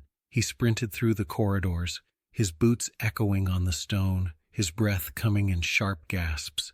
The deep archives were on the far side of the academy, buried beneath layers of rock. He descended the spiral stairs 2 at a time, nearly falling in his haste. He reached the archive chamber, a small, claustrophobic space lined with shelves that had once held datacrons but now held only dust. He pressed himself into the farthest corner, behind a collapsed shelf, and tried to calm his breathing. He reached out with the Force, not to project, but to recede. The Master had taught him this, how to make himself small, how to pull his presence inward like a flower closing its petals at night. It was not invisibility. It was simply quiet. He waited. Minutes passed, then hours, or perhaps only seconds. Time stretched and warped in the silence. And then he heard it. Footsteps, not the soft, deliberate footsteps of the Master. These were hard, mechanical, echoing, boots on stone, multiple sets. Voices followed, clipped, professional, filtered through helmet comms. Sector 3 clear, moving to Sector 4. Confirmed. Scanners are picking up residual Force energy, but no active signatures. Could be an old site. Keep searching. Command wants confirmation. If there's a Jedi here, we bring them in, alive, if possible. Kaereth's blood ran cold. Jedi. They were hunting Jedi. He risked a glance around the edge of the shelf. Through a crack in the wall, he could see into the corridor beyond. 3 figures moved past. They wore armor, white, segmented, pristine, the same armor he had seen in the visions. Clone troopers, or perhaps stormtroopers. He couldn't tell the difference. They carried blaster rifles, held at the ready, and their helmets swept the area with methodical precision. Behind them walked a 4th figure. This one was different. It wore no armor, just a long, dark coat and a flat-brimmed hat. Its face was obscured by shadow, but Kaereth could feel its presence in the Force. It was not strong, not like a Jedi, but it was aware, trained, sensitive, an inquisitor or a hunter or something worse. The figure stopped. It tilted its head as if listening. "Wait," it said, its voice soft and androgynous. "There's something here." The troopers halted immediately, weapons raised. The figure in the coat turned slowly, scanning the walls. Its gaze passed over the crack where Kaereth was hiding. Kaereth held his breath. He pulled his presence in tighter, crushing it down until he felt like he was suffocating. The figure frowned. "I thought." It trailed off, then shook its head. "No, it's nothing. Just echoes. This place is saturated with old Force energy. It's playing tricks." "Should we keep searching?" one of the troopers asked. "No." The figure turned away. "Mark this site for demolition. If there was ever anything here, it's long gone. We're wasting time." The troopers acknowledged and moved on. Their footsteps faded. The voices disappeared into the distance. Kaereth waited. He counted to 1,000. Then he counted again. Finally, the master appeared in the doorway, its form dim and weary. They are gone, for now. Kaereth emerged from his hiding place, his legs shaking so badly he could barely stand. They were looking for Jedi. They wanted to capture them, or kill them. Yes. Why? What's happening out there? The master did not answer immediately. It drifted to the center of the archive chamber and stared at the empty shelves. The visions were true, the master said finally. The order has fallen, or is falling. I cannot tell which, but the galaxy has turned against the Jedi, and those who serve the new power, whatever it is, are hunting down the survivors. Then I need to leave, Kaereth said. I need to find them. Help them. No. The master's voice was sharp, commanding. You are not ready. If you go now, you will die. Or worse, you will be captured, tortured, turned. Then what am I supposed to do? Kaereth shouted, his voice cracking. Hide here forever while the galaxy burns? You are supposed to survive, the master said. You are supposed to learn so that when the time comes, and it will come, you are ready to act. But, no. The master's form flared, filling the chamber with light. You saw them, Kaereth. You felt their presence. They are trained. They are armed. They are many. You are one boy with a lightsaber you do not even know how to use in combat. If you go now, you throw away everything we have built. Kaereth felt tears sting his eyes. Then what was the point? What was the point of training me if I'm just going to hide? The master's light dimmed. Its voice softened. Because hiding is not cowardice, Kaereth. It is strategy. The galaxy believes the Jedi are extinct. Let them believe it. Let the hunters search. Let them find nothing. And while they search, you will grow. You will learn. You will become what they do not expect. The master moved closer. You will become the Jedi they cannot find, the shadow in the light, the spark that refuses to die. Kaereth wiped his eyes with the back of his hand. And then what? Then, the master said, you will choose, but that choice will be yours, not mine, not the order's, yours. Kaereth nodded slowly. He looked at the saber on his belt, the weapon he had built but never used. They said they're going to demolish this place, he said quietly. I know. Can you stop them? The master was silent. Then, slowly, it shook its head. No, but I can hide you, and I can hide this place for a time. Enough time for you to decide what comes next. Kaereth looked around the archive chamber, at the dust, the empty shelves, the ghosts of knowledge that had once filled this place. He thought about the Academy, about the masters who had died here, convinced of their righteousness, about the students who had been consumed by their own fear, and he thought about the soldiers above, searching for survivors, ready to snuff out the last lights of the Jedi. How much time do I have? He asked. Not long, the master admitted. They will return with more soldiers, more hunters. They will tear this moon apart if they must, but I will give you enough time to finish your training, enough time to learn what you need to survive. And then? Then, the master said, you will leave, and you will disappear, and the galaxy will never know you were here. Kaereth looked at the ghost, his teacher, his only companion, the last remnant of a dead order. Will you come with me? The master's expression was infinitely sad. No, Kaereth, my time is ending. I have lingered too long already. But you will carry what I have taught you, and that is enough. Kaereth felt something break inside him, but he did not cry. He simply nodded. Then we finish the training. Yes, The master agreed. We finish. And then you become what the galaxy needs, even if the galaxy never knows your name. They stood together in the silence of the archive, master and student, ghost and living boy, and the weight of the future pressed down on them like the stone of the moon itself. But they did not break, not yet. The days following the arrival of the soldiers were different. The academy, which had always felt like a tomb, now felt like a trap.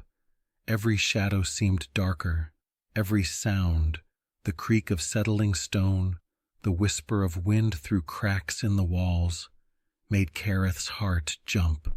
He found himself constantly reaching out with the Force, scanning for presences, searching for threats.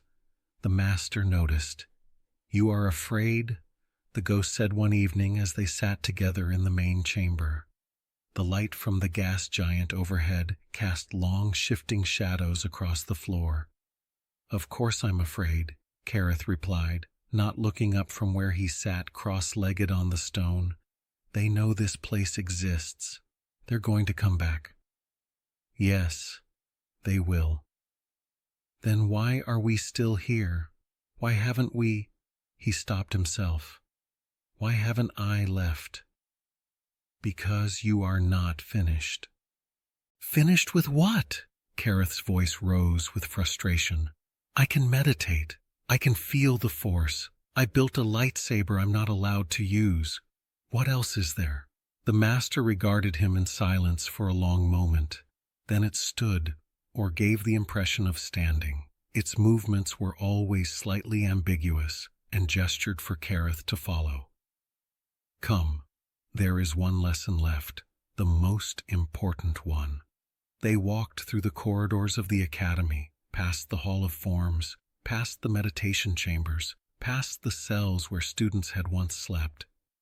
They descended stairs Kaereth had never noticed before, spiraling down into the deep places of the moon, where the air grew warmer and the hum of the Kyber vein grew louder.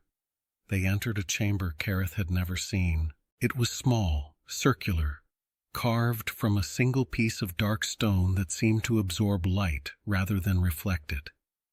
In the center of the floor was a depression filled with water, or what looked like water.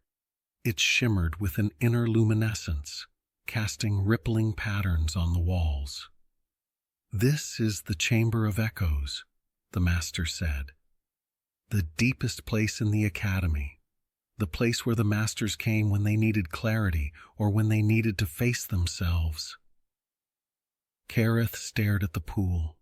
"What is it?" "A focusing point. The Force is strong here, so strong that it acts as a mirror.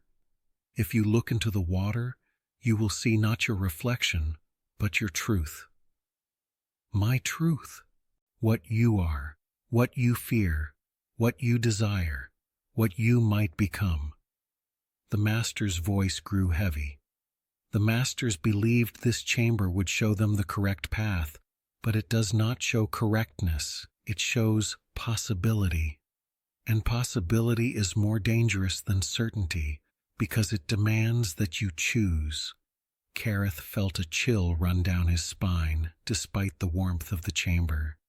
"Is this a test?" "Everything is a test, Kaereth Vahl, but this one is different. This is not a test of skill or knowledge. It is a test of will, of who you are when confronted with who you could be." The master stepped back, its form already beginning to fade. "I cannot accompany you in this. You must face the water alone, and whatever it shows you, you must choose how to respond." "What if I choose wrong?" The master's eyes held infinite sadness. "Then you will have chosen, and that, in itself, is better than paralysis. But choose with your eyes open, Kaereth. Choose knowing the cost." The ghost vanished, leaving Kaereth alone in the chamber. He stood at the edge of the pool for a long time, staring at the shimmering surface. His reflection was barely visible, just a dark outline against the luminous water. He could walk away, He could refuse the test. The master had not commanded him to look. It had only offered. But he knew, deep in his bones, that if he walked away now, he would never stop walking away. He would spend the rest of his life running from choices, hiding from decisions, letting fear dictate his path. He knelt at the edge of the pool. He looked into the water. At first he saw only himself, thin, ragged, young, a boy pretending to be something more. Then the water rippled, and the image changed. He saw himself older, not by much, perhaps 5 years, perhaps 10. He wore robes of dark gray, and a lightsaber hung from his belt. But his face was different, harder, colder. His eyes held no warmth, only calculation. This version of Kaereth stood on the bridge of a ship, looking down at a planet, and with a gesture of his hand, he gave an order. Fire! The planet burned. Kaereth recoiled, his breath catching in his throat. No, that's not, I would never. The water rippled again. Now he saw himself in a different place, a cantina, crowded and loud.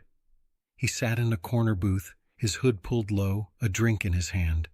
People moved around him, laughing, arguing, living.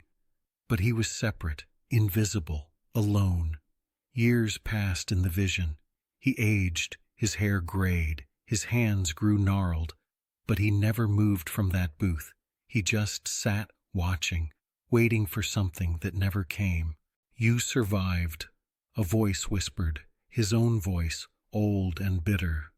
You hid, you endured, and you mattered to no one. The water rippled a third time. This version of Kaereth was younger, barely older than he was now. He stood in a burning building, a temple perhaps, or a school. Children huddled behind him, their faces streaked with soot and tears. Before him stood soldiers, the white-armored troopers he had seen in the visions.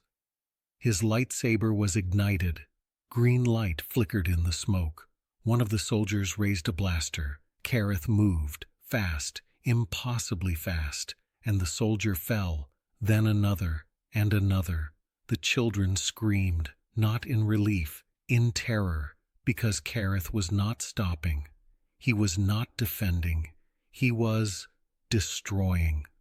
His face was twisted with rage, with grief, with something dark and ravenous. The last soldier fell. Kaereth stood alone among the bodies, his saber still humming, his chest heaving, and the children ran from him. You saved them, his own voice whispered, but they will never forgive you, because they saw what you truly are. The water stilled. Kaereth knelt at the edge of the pool, shaking. Tears ran down his face.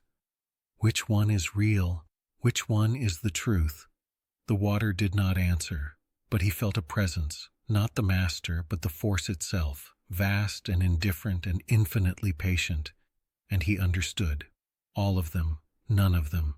You are all of these things and none of them. The only truth is the choice you make in this moment, and the next after that. But I don't know how to choose, Kaereth whispered. I don't know what's right. There is no right. There is only action and consequence. You will fail. You will succeed. You will hurt people you wish to save. You will save people you think you should hate. That is the nature of living. The question is not whether you will fail.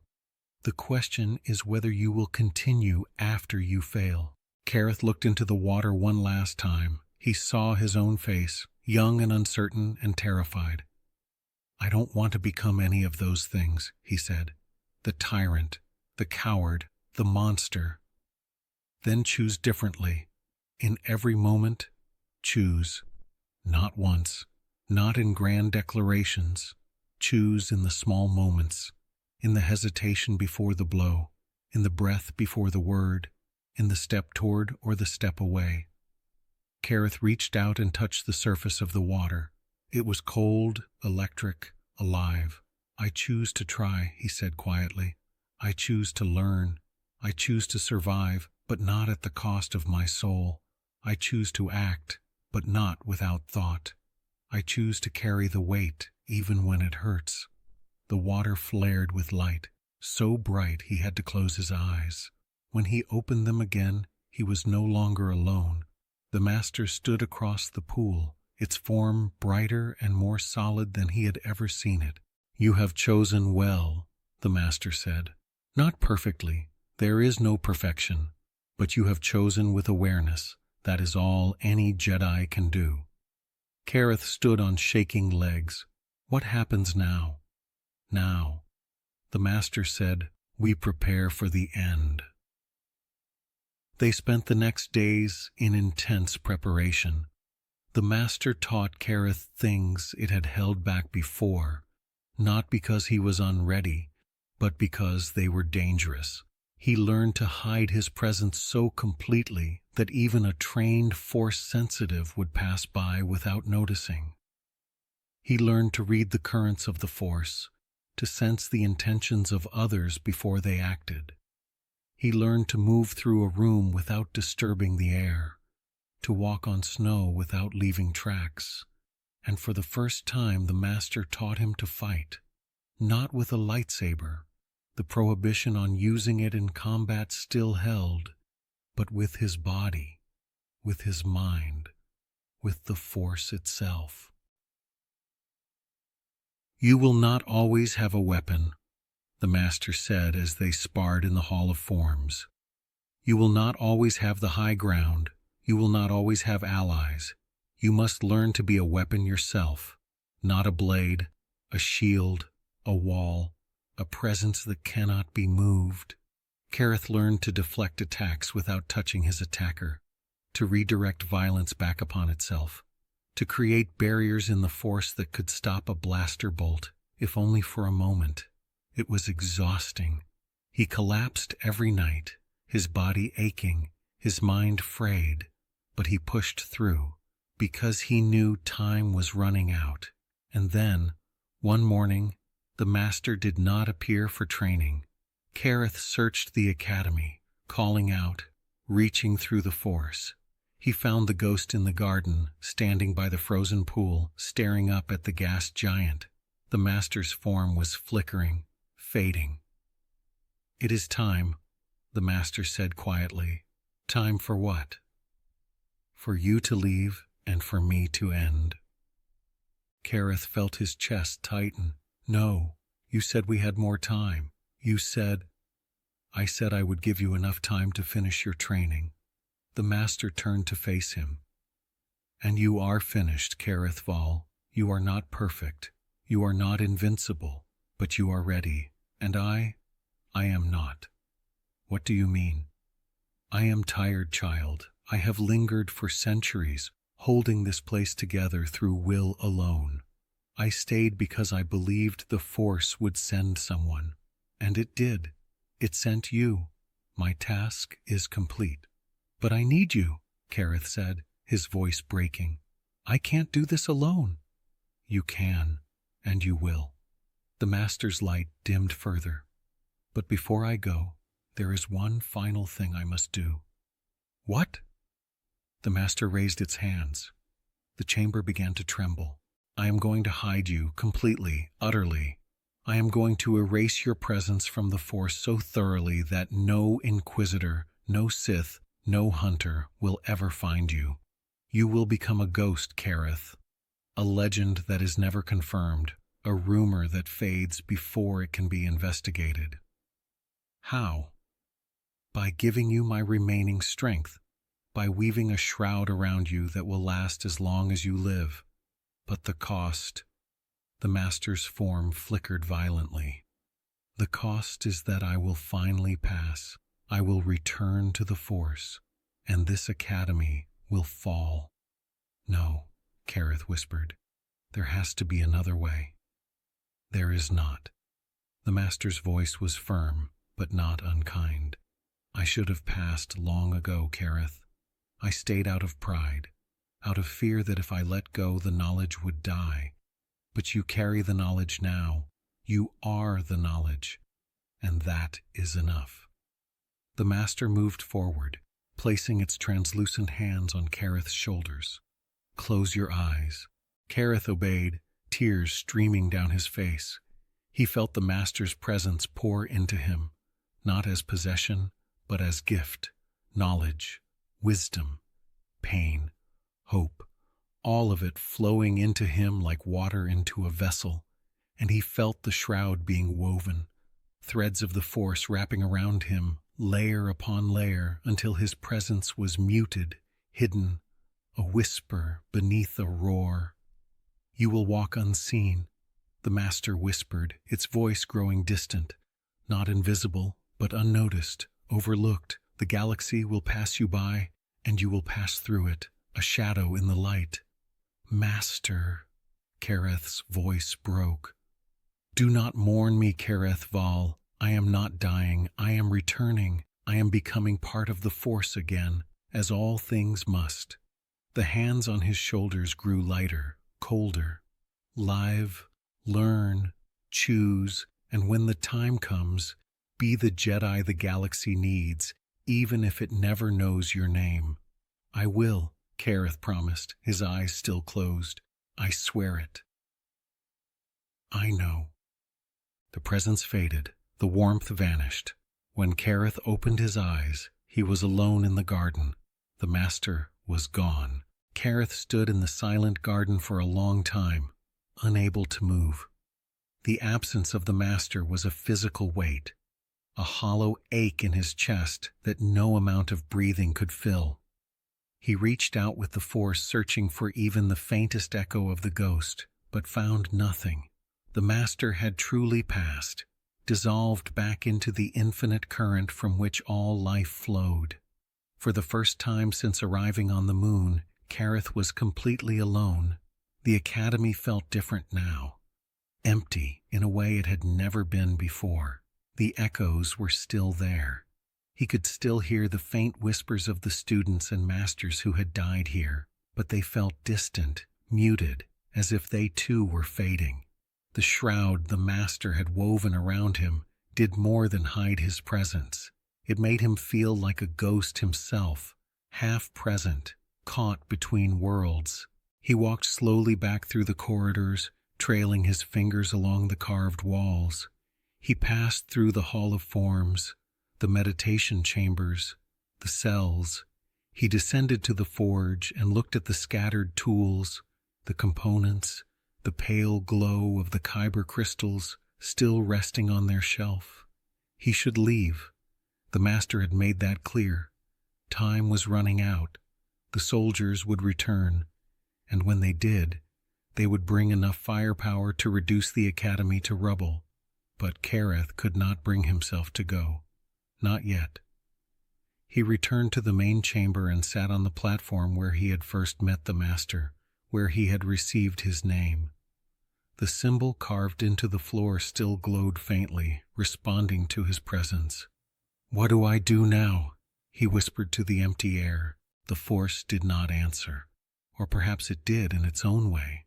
He felt a pull, not urgent but steady. A direction, west, away from the crater, toward the edge of the moon where the old landing pads had once been built. The freighter, the errant wind. It was still there. He had almost forgotten about it. Weeks, months had passed since he had landed. The captain might have sobered up and taken off long ago, but if the ship was still there. Kaereth stood. He adjusted the lightsaber on his belt, pulled his ragged cloak tighter around his shoulders, and walked toward the entrance of the Academy. He stopped at the threshold. The broken doors, the carved symbol of the Order, the darkness beyond. He looked back one last time at the vast chamber, at the pillars and the shadows and the ghosts. "Thank you," he said quietly, and then he stepped out into the gray light of the moon. The errant wind was still there, half buried in snow that had drifted against its hull. The landing ramp was frozen shut, but Kaereth pried it open with the Force. Just a gentle push, nothing more. The ship groaned and shuddered, then yielded. He climbed aboard. The interior was cold, dark, and smelled of old oil and spilled alcohol. The emergency lights flickered to life as he moved through the corridors, casting sickly yellow glows on the bulkheads. He made his way to the cockpit. The captain was gone. The co-pilot's seat was empty. The only sign that anyone had been here at all was an empty bottle rolling on the floor and a note scrawled on a scrap of flimsy, stuck to the console with a piece of tape. "Kid, don't know where you went. Don't care. Needed to make the delivery. Ship's yours if you can fly it. Good luck. Captain." Kaereth crumpled the note and tossed it aside. He slid into the pilot's seat. The controls were old, but functional. He had watched the captain fly dozens of times. He knew the basics. He powered up the engines. They coughed, sputtered, then roared to life. The ship shuddered, snow sliding off the hull in sheets. He was about to lift off when he felt it. A presence. Distant, but growing closer. Multiple presences. And then, a moment later, he saw them. Ships. Descending from orbit. 3 of them. Military transports flanked by starfighters. They were coming fast, heading straight for the crater. Kaereth's heart hammered. They were coming to finish the job, to demolish the Academy, to make sure nothing remained. He should leave, lift off, punch the hyperdrive, disappear into the galaxy. That was the plan. That was what the Master had told him to do. But he hesitated. The Academy was empty, dead, but it was still there. The knowledge carved into the walls, the Kyber crystals, the forge, the garden, the chamber where he had been given his name. If the soldiers destroyed it, all of that would be lost, erased, as if it had never been. "You are the knowledge now," the Master's voice echoed in his memory. "You carry it." But could he really carry all of it? Could he remember every carving, every lesson, every echo? The transports were closer now. He could see figures moving in the viewports, soldiers, equipment, demolition charges. Kaereth looked down at his hands. They were shaking. He thought about the visions, the choices, the faces in the water. Choose. He closed his eyes, took a breath, and chose. He reached out with the Force, not to hide, not to defend, but to touch the Academy one last time. He felt the stone, the Kyber, the echoes. He felt the weight of centuries, the grief and the hope and the failure. And then, gently, he let go.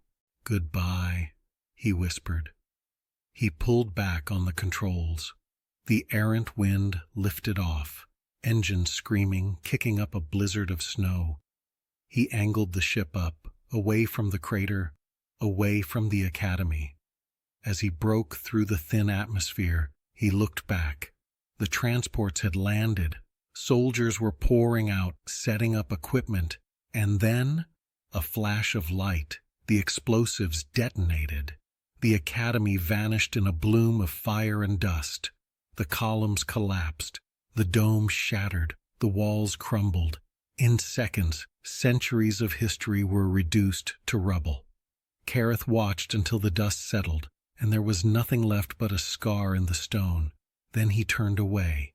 He set a course, not toward any known system, but simply away. Into the outer rim, into the unmapped spaces where a ship could vanish and a boy could become a shadow.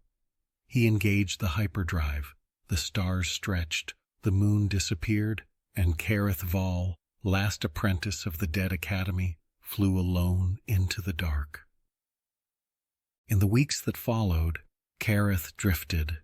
He moved from system to system, never staying long. He took odd jobs, repair work, cargo loading, anything that paid enough to fuel the ship and buy food. He kept his head down. He spoke to no one. The shroud the Master had woven around him worked perfectly. People looked at him and forgot him in the same breath. He was invisible. He did not ignite his lightsaber. He did not use the Force unless absolutely necessary. He was a ghost, just as the Master had intended, but he was not idle. In the quiet moments, on long hyperspace jumps, in the cold cargo holds where he slept, he practiced. He meditated. He remembered the lessons. He carved the symbols from the academy into the walls of the ship, preserving them in metal what had been lost in stone. And he listened. He listened to the rumors, the whispers, the stories. The Empire was consolidating its grip. The Jedi were being hunted. The few who survived were scattered, hiding, running. Some had turned, some had died, some had simply vanished. He heard tales of a purge, of a great betrayal, of clones turning on their generals, of temples burning, and he heard once of a dark figure in black armor, a Sith Lord, an enforcer of the Emperor, a hunter of Jedi. Kaereth felt the cold touch of recognition. He had seen that figure in the water, in the visions. It was out there, waiting, but not for him. Not yet, because Kaereth was a shadow, a rumor that was never confirmed, a spark that refused to die. He was no hero. He saved no worlds. He led no rebellions.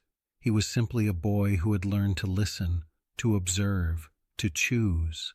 And in the quiet spaces between the wars and the empires and the grand tragedies of the galaxy, Kaereth Vahl continued. He lived, he learned, he endured, and when the galaxy least expected it, when the darkness seemed absolute and the light seemed extinguished, he would be there, unseen, unheard, unbroken, a Jedi that no one knew existed, until the moment he was needed most. 6 months after leaving the moon, Kaereth found himself on a world called Aressa Prime. It was a mid-rim planet, prosperous and peaceful, the kind of place that had benefited from the transition to the Empire. The streets were clean, the citizens were well-fed, the stormtroopers on patrol walked with the casual confidence of occupiers who faced no resistance. To the casual observer, it was a model of the new order, safe, efficient, orderly. But Kaereth had learned to look beneath surfaces. He had taken work at a starport on the edge of the capital city, repairing landing gear and patching hull plates for freighter captains too cheap or too desperate to go to a legitimate shop. The work was mindless, which suited him. It gave his hands something to do while his mind remained alert, always listening, always watching. The shroud the master had woven around him remained intact. People looked at him and saw nothing worth remembering, just another drifter, another nobody trying to scrape by. He wore nondescript clothes, a worn jacket, work pants, heavy boots. His lightsaber stayed hidden beneath layers of cloth strapped to his thigh where it would not be visible. He had not ignited it since leaving the moon. He told himself he was being careful, cautious, smart.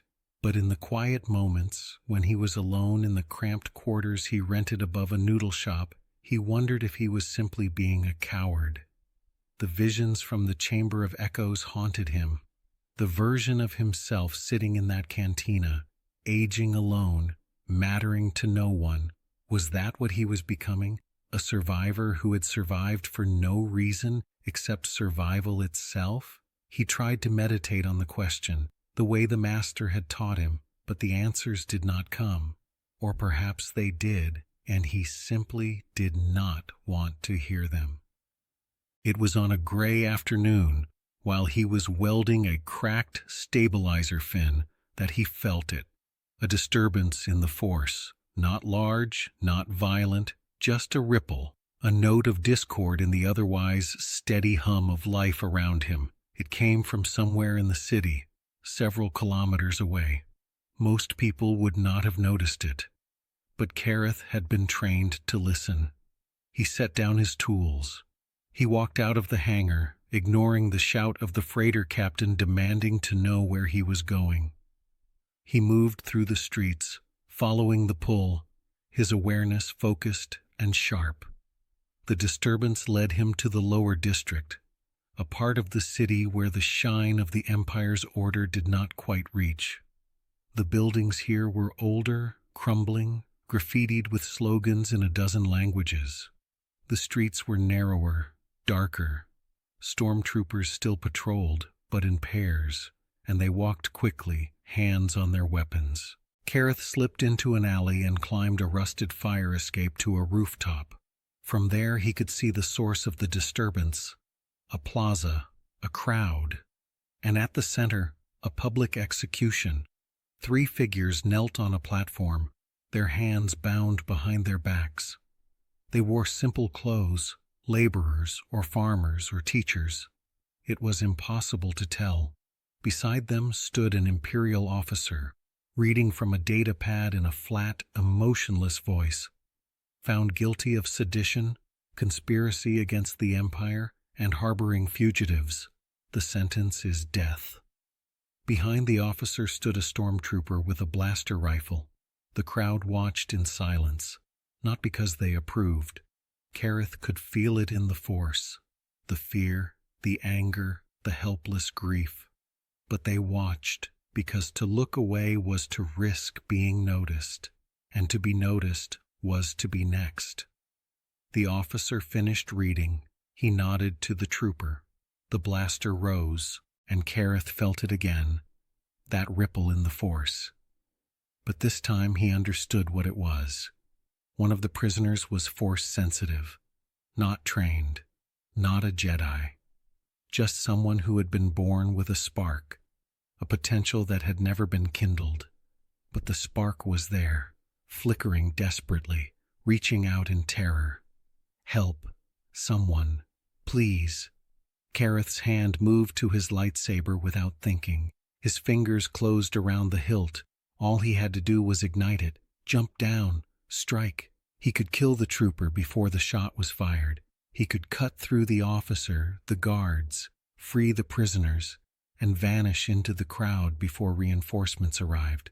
The Master had trained him for this. He was fast. He was precise. He could do it. But the Master had also said, "You will not always be able to save everyone, and if you reveal yourself to save one, you may doom 100 others who need you more." Kaereth's hand trembled on the hilt. The blaster fired 3 times. The prisoners fell. The crowd exhaled a collective breath, and the tension broke. People began to disperse, heads down, shoulders hunched, trying to become as small and invisible as possible. Kaereth stood on the rooftop, his hand still on his lightsaber, and felt something inside him crack. He had done nothing. He had watched 3 people die, one of them reaching out to him through the Force, and he had done nothing. Is this what the Master wanted? He thought bitterly. For me to hide while the galaxy burns? He turned and walked back the way he had come, his steps heavy, his mind churning. That night, Kaereth could not sleep. He sat on the floor of his quarters, staring at the lightsaber lying in front of him. The hilt gleamed faintly in the dim light, the kyber crystal inside humming softly, as if asking a question he could not answer. "Why do you carry me if you will not use me?" He reached out and picked up the saber. It felt heavier than it should have. Not physically. The weight was in his mind, in his heart. "I don't know what to do," he whispered to the empty room. And then he felt it. A presence. Not physical, not visible, but there, warm, familiar. The Master. Or rather, not the Master. The Master had passed, had returned to the Force, but the Force itself carried an echo of the ghost, a memory, a resonance, a trace of the will that had shaped Kaereth. The presence did not speak. It did not offer advice. It simply was. A reminder that he was not alone, that he had never been alone. Kaereth closed his eyes and reached out, not with words, but with his mind. What do I do? How do I know when to act and when to hide? The presence did not answer directly, but a memory surfaced, a conversation from months ago, one of the last lessons the Master had given him. "You will face moments where every choice seems wrong," the Master had said. "Where action leads to suffering and inaction leads to guilt. In those moments, you must ask yourself, What is the cost of each choice? Not just to you, but to the web of lives around you. And then you must choose the cost you can live with. What if I can't live with any of them? Kaereth had asked. Then you choose anyway, the master had replied. And you carry the weight. That is what it means to walk this path. You do not get to be clean. You do not get to be blameless. You only get to be present and to try. Kaereth opened his eyes. The memory faded, but the understanding remained. He could not save everyone. He could not fight every battle. If he revealed himself now, here, on this world, the Empire would know a Jedi had survived. They would come with everything they had, and he would die, or be captured, or worse, turned into a tool of the very darkness he was trying to resist. But that did not mean he could do nothing. It meant he had to be smarter, more careful, more precise. He could not be the hero who stood in the plaza and fought the Empire head-on, but he could be the shadow who loosened a bolt on a speeder, who whispered a warning to a family about to be arrested, who left a cache of supplies where refugees would find it. He could not save everyone, but he could save someone. And maybe, over time, those small acts would add up to something larger, a ripple that became a wave. It was not the path of glory, it was not the path of legend, but it was a path, and it was his. Kaereth stood. He attached the lightsaber to his belt, hidden beneath his jacket. He pulled on his boots, his coat. He stepped out into the night. He did not go back to the plaza. That moment had passed. Those lives were gone. But he walked through the lower district, his senses open, listening to the Force. And when he felt the next disturbance, a family being cornered by enforcers in an alley, accused of hoarding food, he acted. Not with his lightsaber, with his mind, with the Force. He made a noise in the opposite direction, a crash of crates, drawing the enforcers away. He clouded their perceptions just enough that they walked past the family without seeing them. He nudged a security camera's angle 2 degrees so the recording would be useless. Small things, invisible things. The family escaped. They would never know who helped them. They would never tell stories about a Jedi who saved them. And that was exactly the point. Kaereth returned to his quarters as the first light of dawn broke over the city. He was exhausted. His mind ached from the effort of manipulating the Force so delicately, so subtly, but he felt lighter, cleaner. He had chosen, not between right and wrong. There was no clear right in a galaxy like this, but between paralysis and action, between hiding for the sake of hiding and hiding with purpose. He sat on the floor, closed his eyes, and meditated on the lesson the Master had left him with. You will not always save everyone, but you will save someone, and that someone is a world unto themselves. It was enough. For now, it was enough. Years passed. Kaereth did not count them carefully. Time, when measured in small actions and quiet days, became fluid, difficult to pin down. He moved from world to world, never staying longer than a few months, never leaving a trail that could be followed.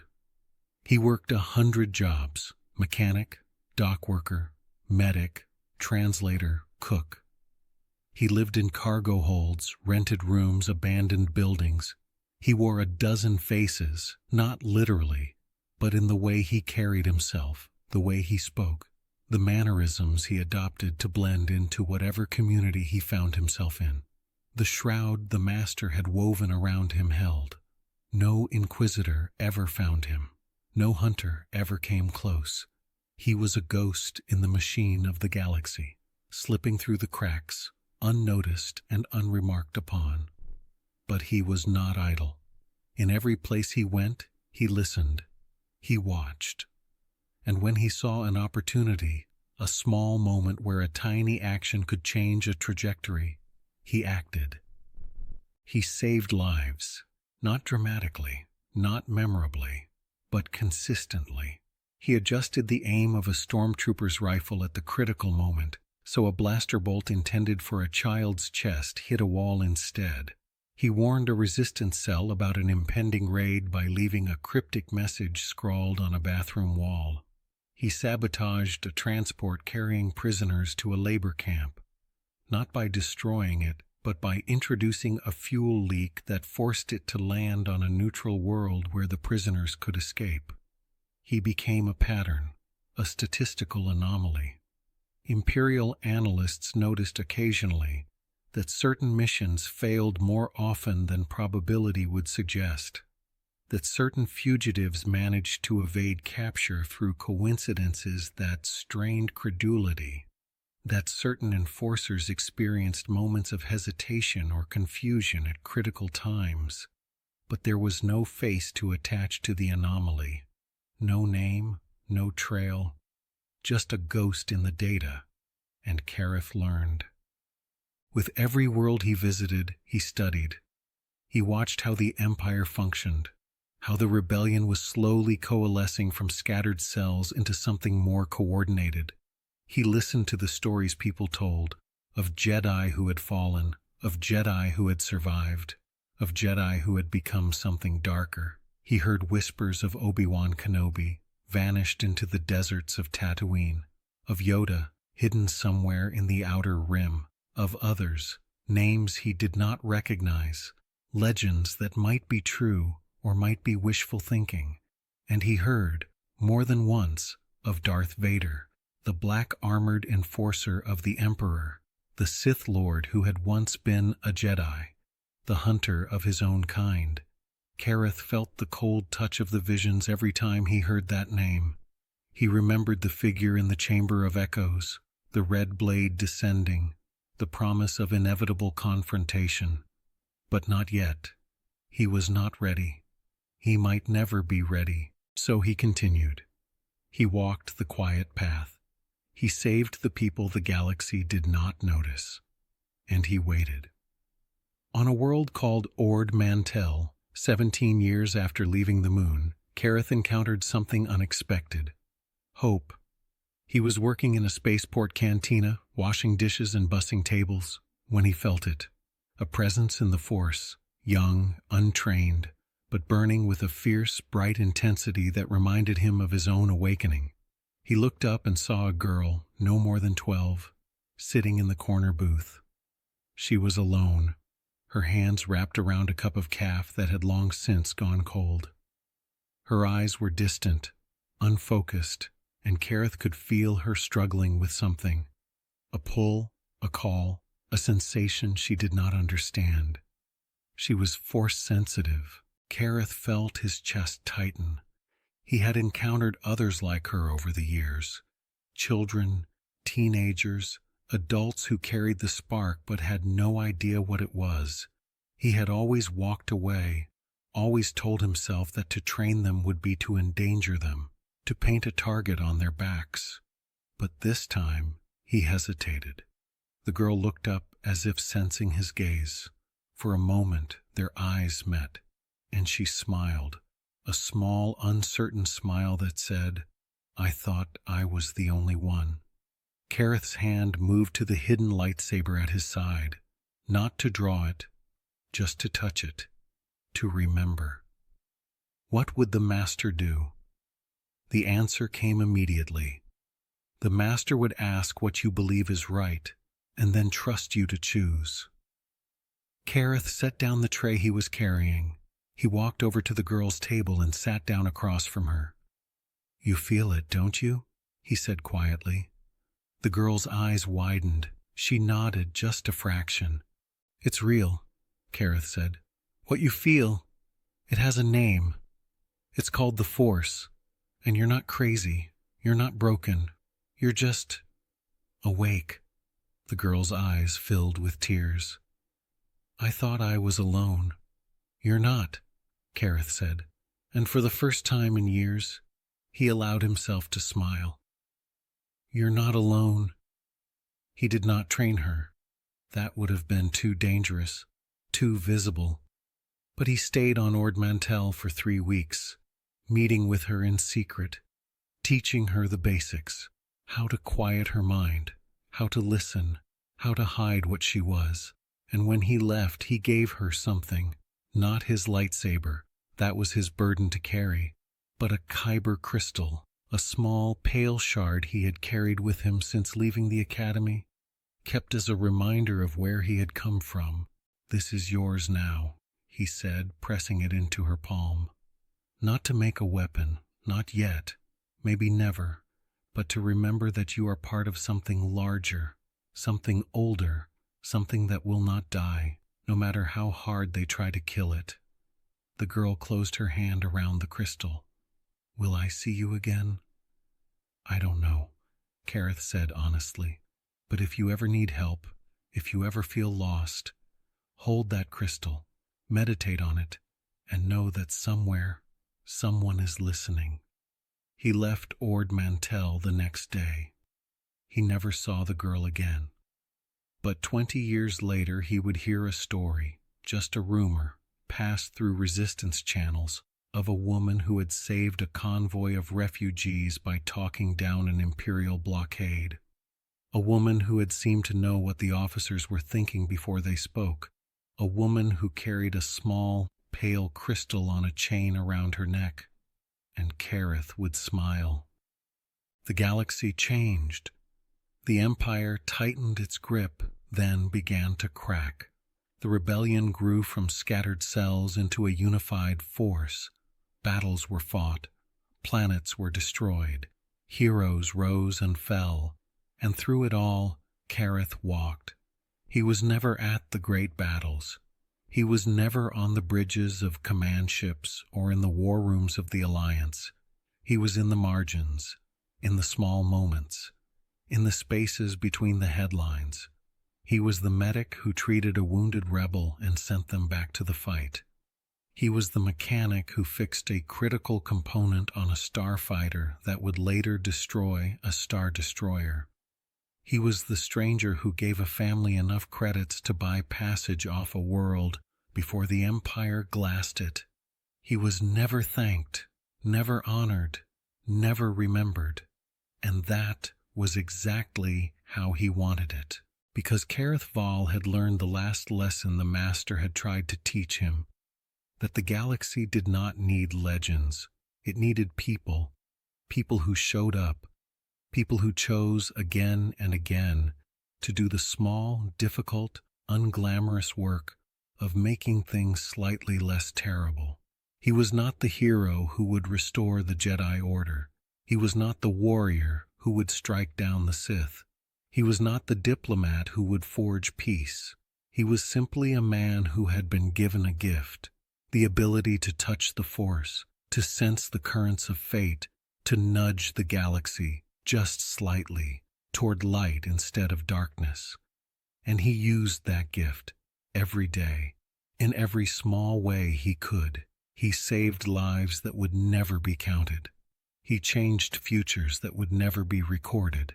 He taught lessons that would never be attributed to him. And when he was old, his hair gray, his hands gnarled, his body worn by decades of constant travel, he sat in a cantina on a backwater world and watched the holonet report that the Empire had fallen. The Emperor was dead. Vader was dead. The second Death Star was destroyed. The rebellion had won. Kaereth felt the weight of all those years settle on him. He thought of the Master, of the Academy, of the visions and the choices and the long, quiet road he had walked, and he realized something. He had mattered, not in the way the stories would tell, not in the way the histories would record, but in the way that counted, in the lives he had touched, the ripples he had created, the small lights he had kept burning when the darkness seemed absolute. He finished his drink. He stood. He adjusted the lightsaber at his belt, the weapon he had carried for 50 years and used in combat only twice, both times to save lives rather than take them, and he walked out into the night, into the new galaxy that was being born, ready to do what he had always done, to listen, to watch, to choose, to be the Jedi that no one knew existed, until the moment he was needed most, and then he would be there, unseen, unheard, unbroken, forever. The end.